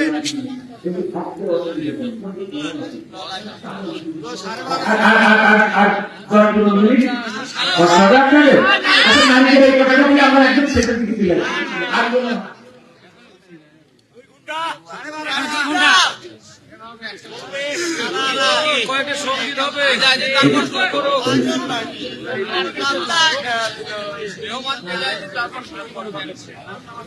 আমার ভাইরা তো বেশি কথা বলেন আপনারা জানেন, মানে বসে বলতে চাইলে তো আপনি আগে কেসে না, উনি আসলেই করছেন। আমি কিছু স্টেজে গিয়েছি তো আমরা একটুখানি। আসসালামু আলাইকুম ওয়া রাহমাতুল্লাহ। আমি আপনাকে লাভর চার করে আমি 10 করে গানে শোনালাম। আজকের এই ছাত্রীর মহফিলের আমাদের একটা প্রশ্ন সভাপতি জেলা সদরে ওনার একটা জানাজায় পরিচিত হয়েছিলেন। ওনার ব্যয় সম্ভবত চৌমোহনের জানাজায় ওনার সঙ্গে সাক্ষাৎ। সেদিন আমাকে দোয়া আশীর্বাদ আমার পক্ষ থেকে যেটুকু পেয়েছি আলহামদুলিল্লাহ। আমাদের এখন উপস্থিত হবেন জাতির শ্রেষ্ঠ সন্তান বীর মুক্তিযোদ্ধা ডাক্তার মোহাম্মদ ইসমাইল হোসেন, প্রধান বক্তা, বাংলাদেশের গর্বিত সন্তান, একদিকে কবি, গায়ক, ইসলামিক ব্যক্তিত্ব, আবার শিক্ষা, সব মিলিয়ে অনেক বিশেষভাবে বিশেষিত আল্লাহ আলামিন তাকে মৃত্যুর আগ পর্যন্ত ইমানি হেলথ স্থাপন করে অগত বয়স সৈনিকের মতো ভূমিকা রাখার তৌফিক দান করুন। আজকে তাফসীর কোরআন মাহফিলে আমার সহসঙ্গী পয়গাম উপজেলা জামাতের সেক্রেটারি আবু বকর সিদ্দিক ভাই সহ আমাদের মঞ্চ প্রতিষ্ঠ আমরুল ইসলাম শান্ত ভাই, জোনালের গর্বিত সন্তান, বিশিষ্ট কলামিস্ট, জামাত ইসলামের জোয়ানি ইউনিয়নের আমির সহ নেতৃবৃন্দ এবং অন্যান্য অতিথিবৃন্দ, আমার কৃত সমতুল্য শ্রদ্ধা মুরব্বীগণ, যুবক ভাইরা, পর্দানিশীল মা বোনেরা, সার্বিকভাবে আমি সবাইকে অন্তরস্থল থেকে যে যেখান থেকে শুনছি আমি সবাইকে আরেকবার সালাম জানাই, আসসালামু আলাইকুম। আমি ব্যক্তিগতভাবে পরিচয় দিলাম, শিক্ষকতা ধানেদার ফাজিল মাস্টার সরকারি অধ্যাপক, লেখাপড়া জীবনে কামেল পাশ করছি জামুলিয়া থেকে, অনার্স মাস্টার্স রাজশাহী বিশ্ববিদ্যালয় থেকে ইসলামিক স্টাডিজে, বড়াইগ্রাম উপজেলার ভাইস চেয়ারম্যান ভারপ্রাপ্ত চেয়ারম্যানের দায়িত্ব পালন করেছিলাম, বনপুর পৌরসভা 2বার কাউন্সিলর, সব মিলিয়ে এবার দাঁড়িপাল্লার প্রার্থী। বড়াইগ্রাম গুরদাসপুরের ধর্ম বর্ণ নির্বিশেষে সকল মানুষকে কাজে লাগছে আগে, এখন আসছি। সকাল থেকে সন্ধ্যা পর্যন্ত দিন রাত 24 ঘন্টার একটা বৃহৎ অংশ জনগণের খেদমতে কাজে লাগাচ্ছে। আজকে আমি খুবই গর্বিত, আমাদের বড়াইগ্রাম এবং চাকমহলের বর্ডার এই সুন্দরবার কেন্দ্রীয় গোরস্থান উদ্যোগে আয়োজিত তাফসীর কোরআন মাহফিলে, কবির বিন সামাদ ভাইয়ের তাফসীর কোরআন মাহফিলে আমাকে অতিথি হিসাবে রাখার মধ্য দিয়ে কথা বলা শুরু করে দেওয়ার জন্য, এবং একই সাথে দুই উপজেলারই আমাদের ধর্মীয় ভাব গাম্ভীর্যপূর্ণ পরিবেশে অভিভাবক চলল, কীর্ত সমতুল্য মুরব্বীগণ, যুবকরা, পর্দানিশীল মা বোনেরা সবাই এখানে আছেন। আমি সবার কাছে ব্যক্তিগত দোয়া চাই, আমার জন্য দোয়া করবেন। বর্তমান 24-এর আন্দোলনে ছাত্ররা যে উদ্দেশ্যে জীবন দিয়েছে, বিশেষ করে বাংলাদেশকে একটি সুন্দর কল্যাণকর রাষ্ট্র তৈরি করার লক্ষ্যে তাদের আকাঙ্ক্ষা একটাই, সন্ত্রাস, চাঁদাবাজ, নৈরাজ্যমুক্ত একটা বাংলাদেশ গড়া। সেই রাষ্ট্র গড়ার প্রত্যয় নিয়ে আমি আপনাদের সামনে দাঁড়িয়েছি। বিশেষ করে চাকমহলে যারা আছেন তাদের অনেক আত্মীয় স্বজন আমার গুরদাসপুরের বড়াইগ্রামে আছে, আপনাদের মাধ্যমে আমি আপনাদের একটু সহযোগিতা চাই। আমার বড়াইগ্রাম গুরদাসপুরে যারা আছেন তাদের কাছে আমি সমর্থন চাই, সহযোগিতা চাই। ব্যক্তিগতভাবে আমাদের সকল জীবনের ছাত্র জীবন থেকে শুরু করে অর্থবোধী পর্যন্ত যা কিছু আছে সব পর্যালোচনা করে যদি আপনাদের কাছে মনে হয় যে আমরা 24-এর আন্দোলনের আবু সাইদ থেকে শুরু করে, মুগ্ধ থেকে শুরু করে সর্বশেষ হাদি পর্যন্ত জীবন দিয়ে যে বাংলাদেশ গড়তে চাচ্ছে সেই বাংলাদেশ গড়ার জন্য আমরা একজন খাতাময় খেদমত করার মতো উপযুক্ত হয়েছি, তাহলে আমি আপনাদের সবার কাছে একটু ভালোবাসার জায়গা স্থান চাই। সব মিলিয়ে শুধু দলের বিভিন্ন চিন্তা চেতনা করে দূরে রেখে এই দেশটাকে আত্মচিহ্ন দিয়ে না, আজকের এই প্রেক্ষাপটে এদেশে নিয়মতান্ত্রিক ভাবে শুধু সংকীর্ণ চিন্তার উঠে না ওঠার কারণেই এই দেশটা আজকে খুবই সংকটাপন্ন একটা অবস্থা আছে। দেশকে চাঁদাবাদ, সন্ত্রাস, নৈরাজ্য মুক্ত দেশ গড়া যাচ্ছে না, ইফতিজির মুক্ত দেশ গড়া যাচ্ছে না, কর্মজীবনমুখী সার্বিকভাবে অবস্থানগত দিক থেকে উন্নয়নমূলক কর্মকাণ্ড দেশ গড়া যাচ্ছে না। সেই দৃষ্টিকোণ থেকে একবার কওমি আলেম, আলিয়া আলেম, পীর মাশায়েখ আমরা সব এক কাতারে এসে আপনাদের কাছে আবেদন, শুধু একটিবার আমরা মসজিদের ইমামতির পাশাপাশি রাষ্ট্রের ইমামতির দায়িত্ব নিতে চাই। আমার কবি বিন সামাদ ভাই তিনি বলেছেন, কেমন নেতৃত্ব হওয়া উচিত, যে নেতৃত্ব জুমার খুতবা দিবে, যে নেতৃত্ব জানাজার ইমামতি করবে, যে নেতৃত্ব 5 ওয়াক্ত নামাজ পড়াবে, অপরদিকে সেই নেতৃত্বই রাষ্ট্রের দায়িত্ব পালন করে আল্লামা সাইদ হিসাবে উত্তরসূরির ভূমিকা রাখবে। আমরা তার একজন নগণ্য উত্তরাধিকারী হয়ে আপনাদের কাছে দাঁড়িয়েছি, একটু দোয়া করবেন। দাঁড়িপাল্লা প্রতীক আপনার কাছে রেখে যাচ্ছি। নিজস্ব চিন্তা চেতনার আলোকে আমি আবারও বলছি, সংকীর্ণতা, দুর্বলতা, অনেক কিছুই এবার একটু পরীক্ষা করেন। দলের চিন্তা না করে, দেশের চিন্তা করে, কল্যাণকর একটা রাষ্ট্র গঠনের জন্য আগামী নির্বাচনে একটু দৃঢ় সিদ্ধান্ত নিয়ে আশাবাদ ব্যক্ত করে সবার সুস্বাস্থ্য এবং দীর্ঘায়ু কামনা করে আবারও ইন্তেজামিয়া কমিটি, বিশেষ করে আমার বড়াইগ্রাম উপজেলা মাধ্যমিক শিক্ষা অফিসের ইন্সট্রাক্টর মনির ভাই, একাডেমিক সুপারভাইজার মনির ভাই বারবার বলেছেন আসতেই হবে, ওনার দাবি রাখছি এবং আরো বেশি আসছি। যিনি সভাপতি, তিনি ওই চৌহানের জানাটায় আমার সব কিছু দেখার পরে দোয়া করে দিয়েছিলেন, বলছিলেন আমি আপনার জন্য দোয়া করলাম। একটু ওনার সাথে সাক্ষাৎ করার জন্য আসছি, উনি আমার জন্য দোয়া করবেন। সর্বোপরি মুস্তাফিজ আহমদ কবির ভাই আমার জন্য দোয়া করবেন আশা ব্যক্ত করে মা বোনদের কাছে, বাবাজিদের কাছে, ভাইদের কাছে, সবার কাছে অন্তরের ভালোবাসার জায়গায় একটু ঠাই আবেদন করে কথা শেষ করছি। আসসালামু আলাইকুম ওয়া রাহমাতুল্লাহি ওয়া বারাকাতুহু। আপনারা খুশি তো? আব্দুল হাকিম ভাই এই সমাজে কেমন লোক? সবাই বলছেন আব্দুল হাকিম ভাই এই সমাজে কেমন লোক? আব্দুল হাকিম ভাই নাটোর জেলায় কেমন লোক? আব্দুল হাকিম ভাই নাটোর চারে কেমন লোক? আব্দুল হাকিম ভাই যেহেতু ভালো লোক, জয়ের মালা এইবার তারি হোক। আব্দুল হাকিম ভাই যেহেতু ভালো লোক, জয়ের মালা এইবার তারি হোক, জয়ের মালা এইবার তারি হোক। আর হাকিম ভাই পাশ করিলে থাকবে না রে ভয়, নেই সত্যতা দিয়ে করবে জগৎ জয়। চাঁদাবাদের সন্ত্রাসীরা কাঁপবে থর থর, সবার মাঝে সুখ বিলাবে হোক সে আপন পর। পত্রহীনের পত্র দিবে, অন্নহীনের অন্ন, হাকিম ভাইয়ের দরকার আছে সবার সুখের জন্য। এই সমাজে দেখতে যদি হয়, নাটোর যারে হাকিম ভাই বিকল্প কেউ নয়। ভালো কাজের কাজী যে জন, ভালো কাজের কাজী যে জন, আমরা হব তারি লোক। হাকিম ভাই এই সমাজে কেমন লোক? হাকিম ভাই নাটোর জেলায় কেমন লোক? হাকিম ভাই নাটোর চারে কেমন লোক? হাকিম ভাই যেহেতু ভালো লোক, জয়ের মালা এইবার তারি হোক। আর কিছু না, স্বাধীনতার অর্ধশত পার হয়েছে ভাই, কত কিছু দেখলাম দেশে শান্তির দেখা নাই। ইসলামেতে শান্তি আছে মানে না ভাই যারা, নতুন করে ফ্যাসিস্ট হয়ে আসবে আবার তারা। জমিন যাহার আইন তাহার চালাতে হবে ভাই, সেই কাজে হাকিম ভাইয়ের নাইরে জড়ি নাই। দুর্নীতি আর মাদক মুক্ত সমাজ গড়তে হলে হাকিম ভাইয়ের পতাকা তলে এসো দলে দলে। ভালো কাজে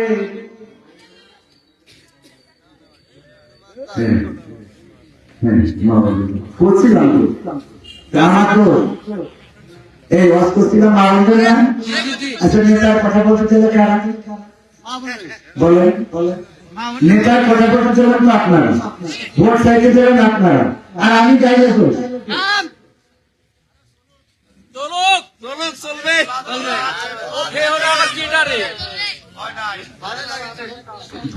কিছু নাই।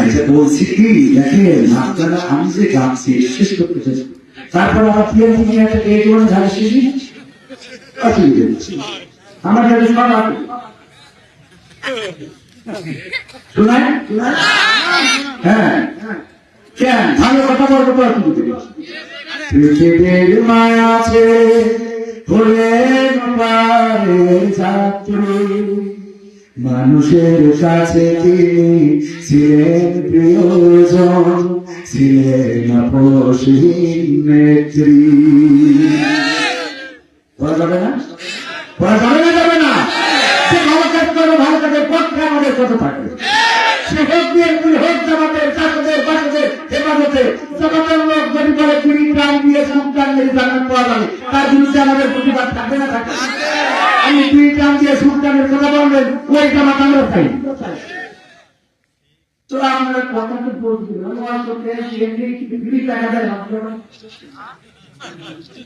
পৃথিবীর মায়া ছেড়ে ভোরের পারে যাত্রী মানুষের কাছে তিনি ছিলেন প্রিয়জন ছিলেন আপসীন নেত্রী মানুষের কল্যাণে করেছেন রাজনীতি উজাড় করে মন প্রাণ চিন্তা চেতনাই ছিল দেশের জনগণ জনমানুষের কল্যাণ মানুষের কল্যাণে করেছেন রাজনীতি উজাড় করে মন প্রাণ চিন্তা চেতনাই ছিল দেশের জনগণ জনমানুষের কল্যাণ গরিব দুঃখীর তরে মানুষের ঘরে ঘরে গরিব দুঃখীর তরে মানুষের ঘরে ঘরে তিনি ছিলেন এক ধাত্রী পৃথিবীর মায়া ছেড়ে ভুলেন পারের ছাত্রী মানুষের কাছে তিনি ছিলেন প্রিয়জন ছিলেন আপসীন নেত্রী আরেদের প্রতিবার ছিল ভালোবাসা করত অনেক বেশি সম্মান আল্লাহর প্রতি পূর্ণ আস্থাতে চলেছে স্বামী আর সন্তান আলেমের প্রতিবার ছিল ভালোবাসা করত অনেক বেশি সম্মান আল্লাহর প্রতি পূর্ণ আস্থাতে চলেছে স্বামী আর সন্তান গরিব দুঃখীর তরে মানুষের ঘরে ঘরে গরিব দুঃখীর তরে মানুষের ঘরে ঘরে তুমি ছিলেন এক ধাত্রী ঠিক বলেছি কথাটি ওরা আমার ভাইরা ভালো কাজ যারা করে তারা আসমান থেকে নেমে আসা করে ফেরত নয় তারা মানুষ তারা কি আবু তালিব ইসলাম কবুল করে নাই কিন্তু ইসলামের পক্ষে তার ভূমিকা ছিল না আবু তালিবের পক্ষে আমাদের ওয়াজ আছে না নাই আল্লাহর নবীকে সহযোগিতা করেছেন সুতরাং ভালো কাজ যারা করবে ভালো কাজের পক্ষে আমাদের অবস্থান আছে না নাই কিন্তু খারাপ কাজ তারা করবে দাড়িওয়ালা হোক টুপিওয়ালা হোক পাঞ্জাবিওয়ালা হোক জুতাওয়ালা হোক আমরা তাদের লোক হতে পারি কথা পাই না ও আমার ভাইরা আলোচনা করছিলাম কার কথা আমরা ফাতেমা রাদিয়াল্লাহু তাআলার কথা বলছিলাম ইন্তেকালের সময় আলী রাদিয়াল্লাহু তাআলা কে ডেকে বললেন ওগো আলী আমার ইন্তেকালের পরে আমার রাতের অন্ধকার জানাজা পড়াবা রাতের অন্ধকারে জানাজাটা পড়াবা লোকের উপস্থিতি যেন বেশি না হয় অল্প সংখ্যক লোক নিয়ে জানাজা পড়াবা এবং যেটা করবা সেটা হলো রাতের অন্ধকারে আমার কবরটা দিয়ে দিবা এবং কবরটার জন্য কোনো চিহ্ন না থাকে আলী রাদিয়াল্লাহু তাআলা জিজ্ঞাসা করলেন এমন কেন করা লাগবে এমন কেন করতে হবে এমন কেন করতে বলবে ওগো আমার স্ত্রী ফাতেমা রাদিয়াল্লাহু তাআলা বললেন ওগো আমার স্বামী জমিনের উপরে আমি দায়িত্ব ছিলাম না জমিনের উপরে আমার ছাড়া কেউ দেখে না জমিনের উপরে আমি কেমন ছিলাম কতটুকু মোটা ছিলাম কতটুকু চিকন ছিলাম কতটুকু উঁচা কতটুকু খাটো এটা কেউ দেখে নাই আমি চাই না আমার দিনের বেলায় জানা যাবো যাতে কঠিন থেকে মানুষ খুঁজে ফেলবে নবীর কন্যা এমন ছিল। আমি চাই না আমার কবরের চিহ্নটা থাকুক, যাতে মানুষ কবর দেখে মন্তব্য করে নবীর কন্যার কবর যেহেতু এতটুকু লম্বা, তাইলে হয়তো বা নবীর কন্যা এতটুকু উঁচা ছিলেন। আমি চাই না আমার কবর দেখে যেন মানুষ মন্তব্য করে। তার মানে ফাতিমা রাদিয়াল্লাহু তাআলা আনহা এতটাই পর্দা করেছেন, শুধু বেঁচে থাকতেই নয়, মারা যাওয়ার পরে কবরটা পর্যন্ত লোক চক্ষু আড়ালে রেখেছে। আর আজকের মানুষরা নিজেদেরকে প্রশাসন করাতে ব্যস্ত। আমার আল্লাহ বলেছেন, আমার আল্লাহ বলেছেন,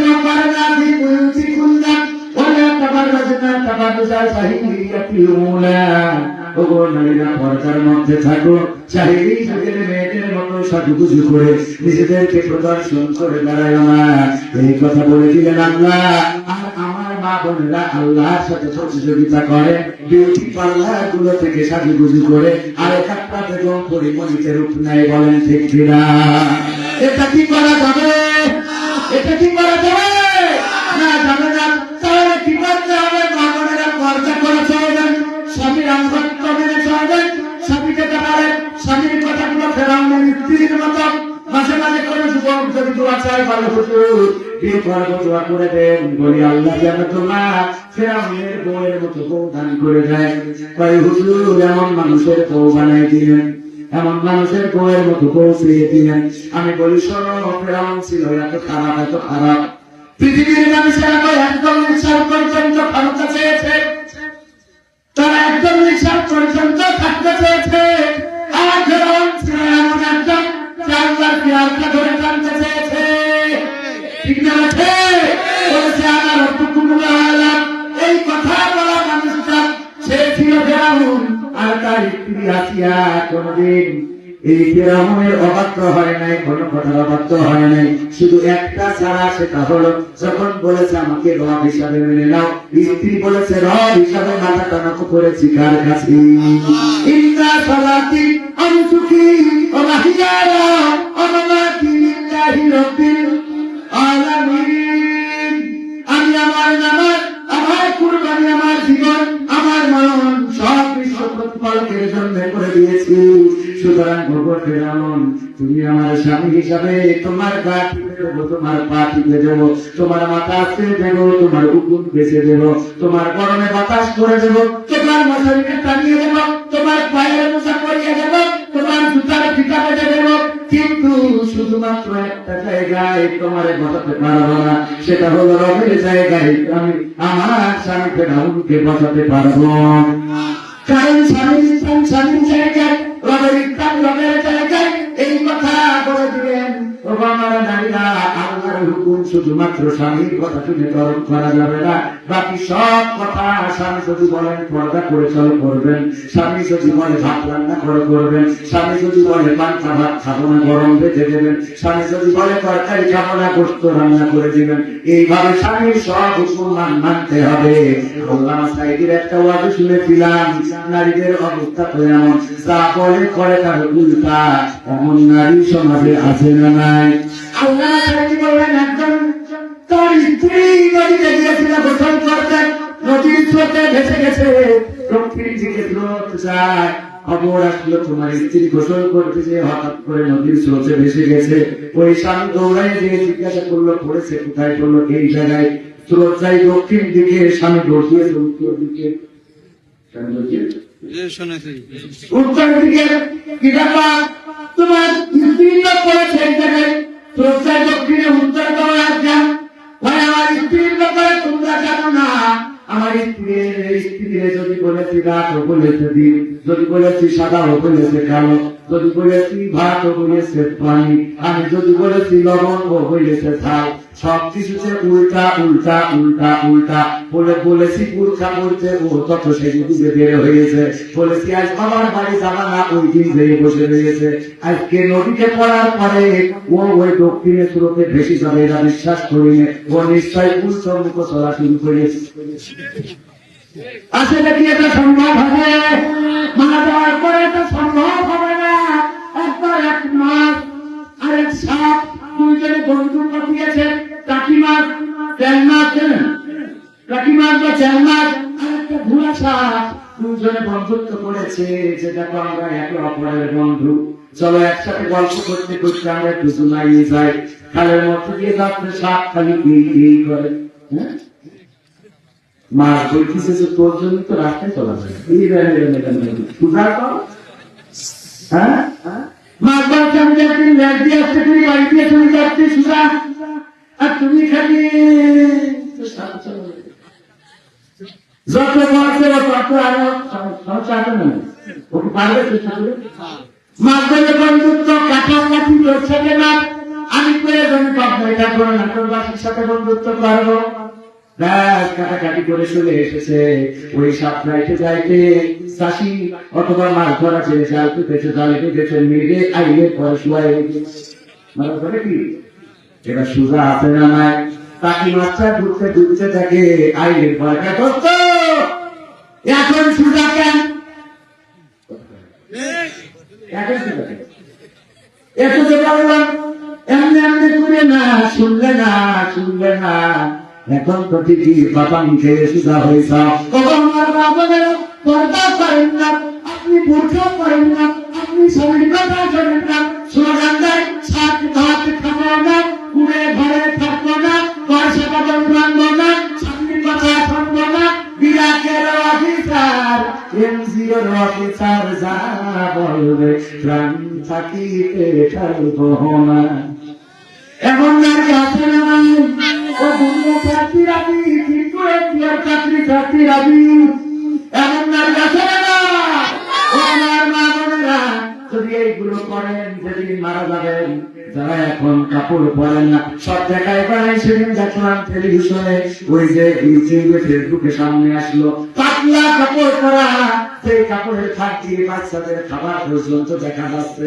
জিজ্ঞেস করতেছে সাংবাদিক যে আপনার কি শীত লাগে না, বলছে না আমার শীত ধরে না, তোমার শীত ধরে না, এত খোলামেলা চলো, মরার পরে কেন 5 টুকরা কাপড় দিয়ে তোমার কবর দেবো, তার থেকে বাঁচাতে মশারি কিনে এনে জড়াই তোমার কবরে রেখে আসবো, ফেরেশতাদের দেখাবা কি কি টিকটকে দেখাইছে, কথা কয় না ফেরেশতাদের টিকটক দেখা, হ্যাঁ ওই সময় 5 টাকা দিতে হয় কেন ভাইয়ার আমার আসল মহিলাদের কথা বললাম, আমার মহিলারা পাচ্ছে হুজুর আমরা খারাপ, পুরুষদের কথা পুরুষও খারাপ আছে না, একজন পাচ্ছে হুজুর স্বামীদের একটু স্ত্রীদের বলবেন স্বামীগুলো খেদমত করে, আমাদের খেদমত করে না হুজুর। আমি বললাম তো কি যে দুর্গন্ধ হয়ে করে তো ভোগ আছে এটাই বড় কথা, এরকম আল্লাহ হাতে মুখে এত দুর্গন্ধ যে তার মুখের কাছে মুখ নিয়ে যায়, নারীরা বাচ্চা হুজুর এই অঞ্চল 5 বার বলছে মুখে এত দুর্গন্ধ। আমাদের এক টাকা ছিল কলেজে স্কুলে, তার এক টাকা ছিল সমবয়সী, বিয়ে দিয়েছে, বিয়ে দেওয়ার পরে নতুন বিয়ে দিয়েছে চাচা সমবয়সী, বন্ধুত্বের মতো সম্পর্ক, বিয়ের পরে 1 সপ্তাহ পরে চাচা ভাতিজারে বলছে ভাতিজা কেমন মেয়ে দেখে বিয়ে দিলে, তোমার চাচি তো আমার কিস করতে দেয়, কি করতে দেয়, কিস করতে দেয়, এটাকে হারাম না হারাম, কিস করে হারাম জানিস না, তো এটা দেয় না।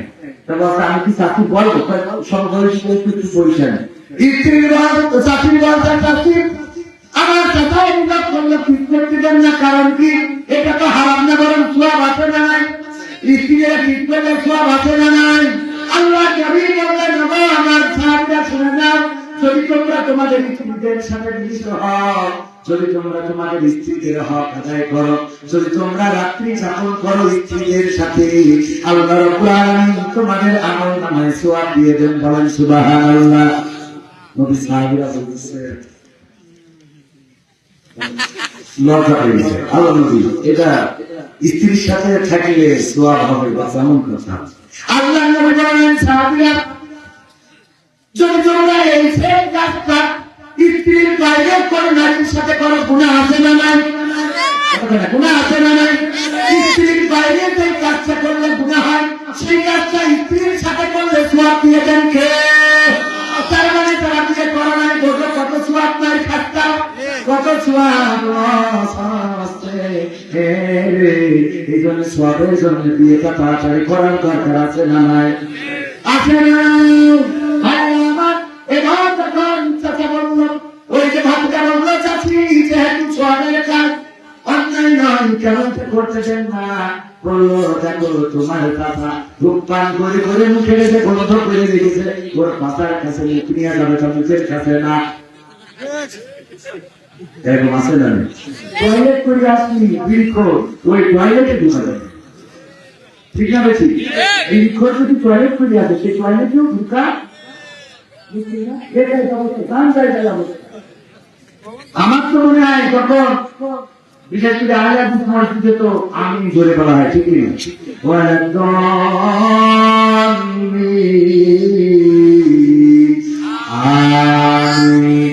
এটা আমি বললো আর সেখানে আসতে পারছি ফেরেস্তা খাতা কলম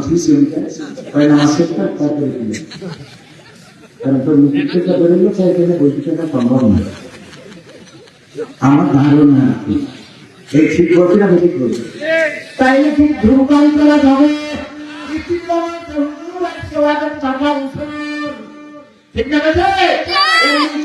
দুর্গন্ধ হয় আর ধূমপান করলে আর দুর্গন্ধ আসে না।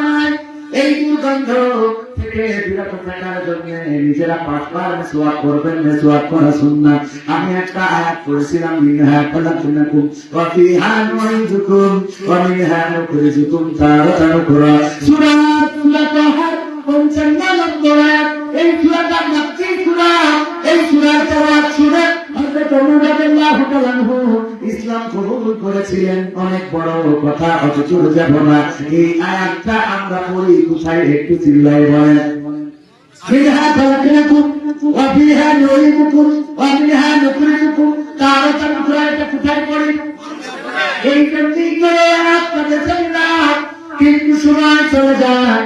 আয়াতের ব্যাপারে শুধুমাত্র একটু চাপ দিয়ে যাব। এই আয়াতটা গোরস্থানে পড়ার জন্য কোন আয়াত নয়, এই আয়াতটার কবরে নামানোর জন্য পড়ার কোন আয়াত নয়। এই আয়াত গোরস্থানে পড়া যাবে না। তবে পড়লে গুনাহগার হবে না, কিন্তু গোরস্থানে পড়ার জন্য নয়। বুঝতে পারলেন?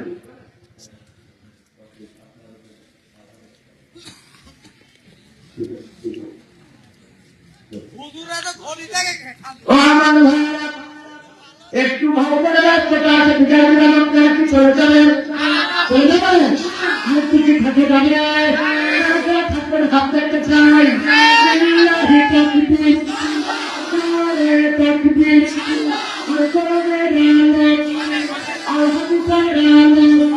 আমার নেতা তোমার নেতা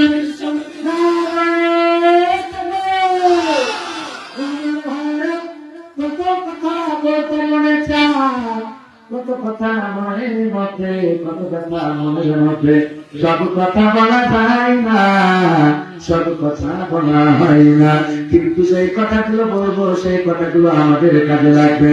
ও আমার ভাইরা, আমি কোন দলের গালামি করতে আসি না, আমি কোন দলের গুলামি করি না, গুলামি করি কার? আমি কোরআন দিয়ে বললাম, এই কোরআন আছে যেখানে আমি আছি, এই কোরআন আছে যেখানে আমরা আছি, কোরআন নাই যেখানে আমরা নাই, কোরআন নাই যেখানে আমরা নাই, সেখানে আমার সভাপতি গোরস্থানের উদ্যোগে মাহফিল দিয়েছে। এই জন্য কবিরুদ্দিন সাহাবকে পাওয়া দিয়েছে। এই যদি গোরস্থানের উদ্যোগে বৈত যাত্রা পালা হয়, কবিরুদ্দিন সাহাব তোমার অভিনয় করা লাগে। আমি অভিনয় করতে পারি না। আমি আসতাম নাকালে কি কোনদিন এসেছি? তবনায় কোনদিন যাত্রা পালায় দেখা গেছে? কোনদিন অপ্রিয়া তুমি কোথায় দেখা গেছে? কোনদিন কনসার্টে পান নাই?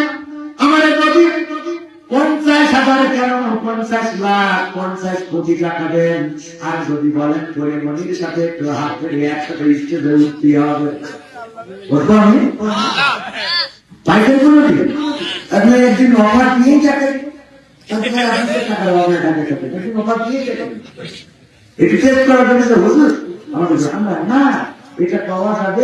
আমাকে ওই জায়গায় পাওয়া যাবে, কোরআনের সাথে যারা করবে দ্বন্দ্ব, তাদের সাথে কবু হবে না আপোষ।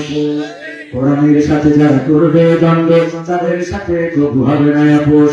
ছেড়ে জুলুম হলেও হবে, ছেড়ে জুলুম হলেও হবে, বিবেকের কাছে কবু হবে নির্দোষ। আমার রবের কাছে রব নির্দোষ, মহান প্রভুর কাছে রব নির্দোষ। কোরআনের সাথে যারা করবে দ্বন্দ্ব তাদের সাথে কবু হবে না।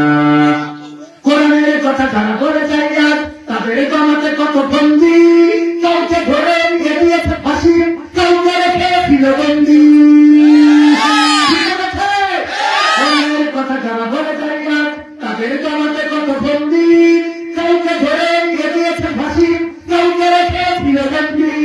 হক কথা বললেই চলে যায়গা, কোরআনের কথা সইতে পারে না।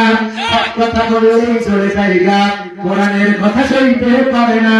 জানি না তাদের আমাদের পরে কেন এত আক্রোশ, আক্রোশ আছে না নাই? আমি বলি যদি বাংলাদেশের জামায়াত ইসলাম সরকার গঠন করেন, প্রথম বছর অন্তত আমাদের বক্তাদের মাহফিল করা হবে। কারণ জামাত ক্ষমতায় গেল, ধরে নেন ইসলাম জামাত ক্ষমতায় গেল, চরমনা ক্ষমতায় গেল, আর মনে করলেন রাতারাতি দেশে সুদ বন্ধ হয়ে গেল, ঘুষ বন্ধ হয়ে যাবে, সিনেমা বন্ধ হয়ে যাবে, রাতারাতি হবে না, হবে না। এইবারে যখন সিনেমা বন্ধ হবে না, কবির বিন সামাদ যখন করে বলবে আজকে বাংলাদেশে সিনেমা কেন চলে, এই অপরাধে কবির নামে মামলা হবে। কারণ সে সরকারের বিরুদ্ধে কথা বলেছে। আপনি মনে করছেন যে আমরা মনে হয় কোনো দলে দাঁড়ালি করি, আমরা দাঁড়ালি করি কার? চোর চুরি করলে হাত কেটে দাও বিধান কার? জামাত ক্ষমতায় গেল ক্যালকিটেই বলবে এইটা টাইম হয়ে যাবে, চরমনের ক্ষমতায় গেল ক্যালকিট টাইম হবে। এইটা যদি কালচার না হয়, পরের দিন যদি বলি এই রাষ্ট্রে কেন চোর চুরি করলে হাত কাটার বিধানে কোনো হয় নাই, আমি একটা শরীফুর রহমানের কাছে তো বক্তাই, পরের দিন মামলা। ওই কথা হুজুরা আমাকে জামাত ক্ষমতায় খুব ভালো থাকবে না, রাতারাতি হবে না, এটা অপেক্ষায় থাকতে হবে। এই জন্য এবার বিএনপি ক্ষমতায় আসলো, চোর চুরি করলে হাত কেটে দিয়ে বিরাট কায়ম করলো, তাহলে আমি হুজুর বিএনপি পক্ষে। বোঝেন হ্যাঁ, কথাটা আমি বুঝতে হবে, ঠিক আছে না বাবা?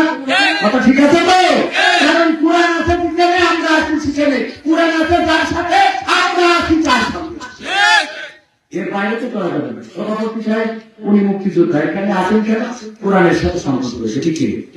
এখানে যদি কোন কারণে আমার নামাজ দিয়ে পরিমণিদের নেতৃত্ব সভাপতি এই মাটিরা সম্পর্কে দায়িত্ব বলতো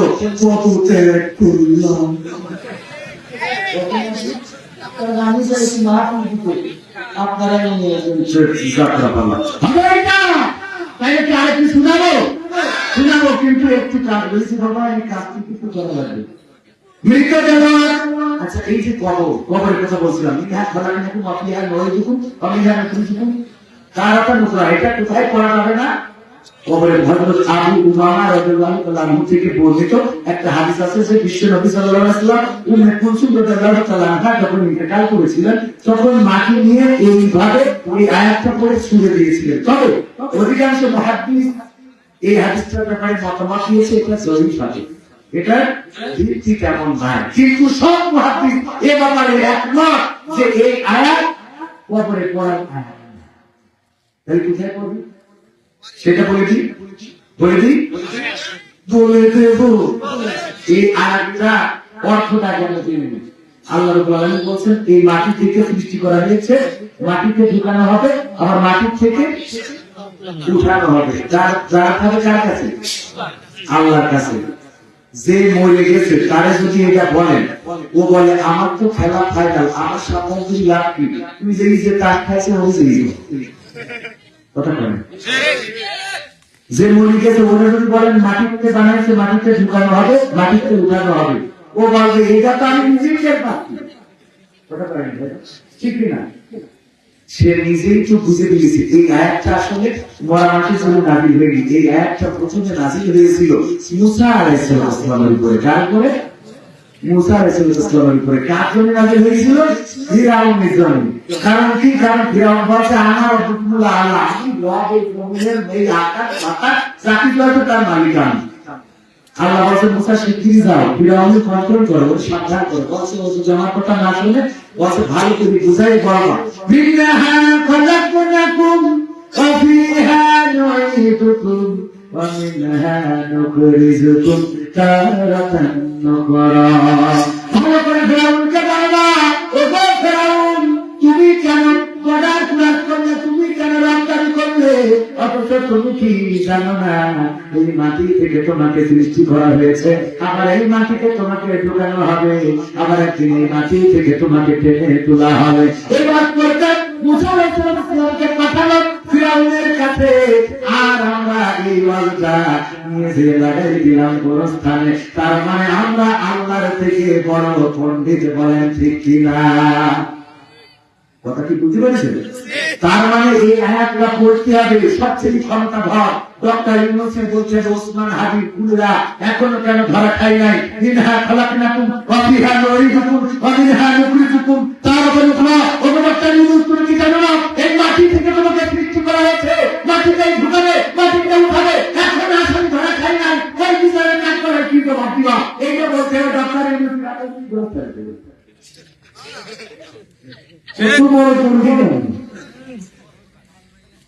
গোরস্থানে লাগাইতেছি, কারো পিতার মরা মানুষ কিছু বলতে পারে না।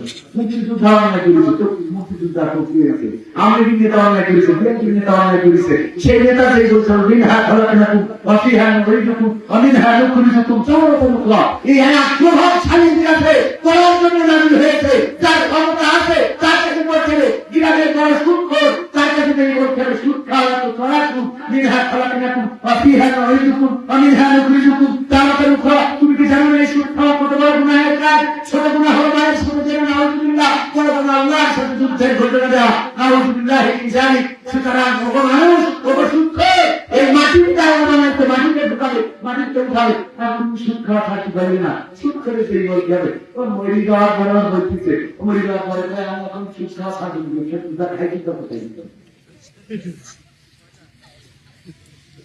এখানে শেষ না।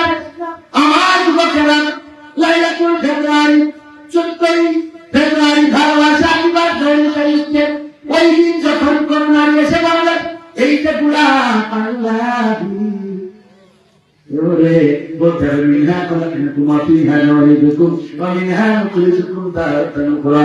ওগো সুন্দরী, তোমার সাথে প্রেম করা সম্ভব না, তুমি কি জানো না এই মাটিতে তোমারে বানাইছে, মাটিতে তোমারে ঢুকাবে, আবার মাটি থেকে একদিন তোমারে টেনে উঠাবে। সুতরাং তোমার আমার প্রেমের সম্পর্ক হইতে পারে না।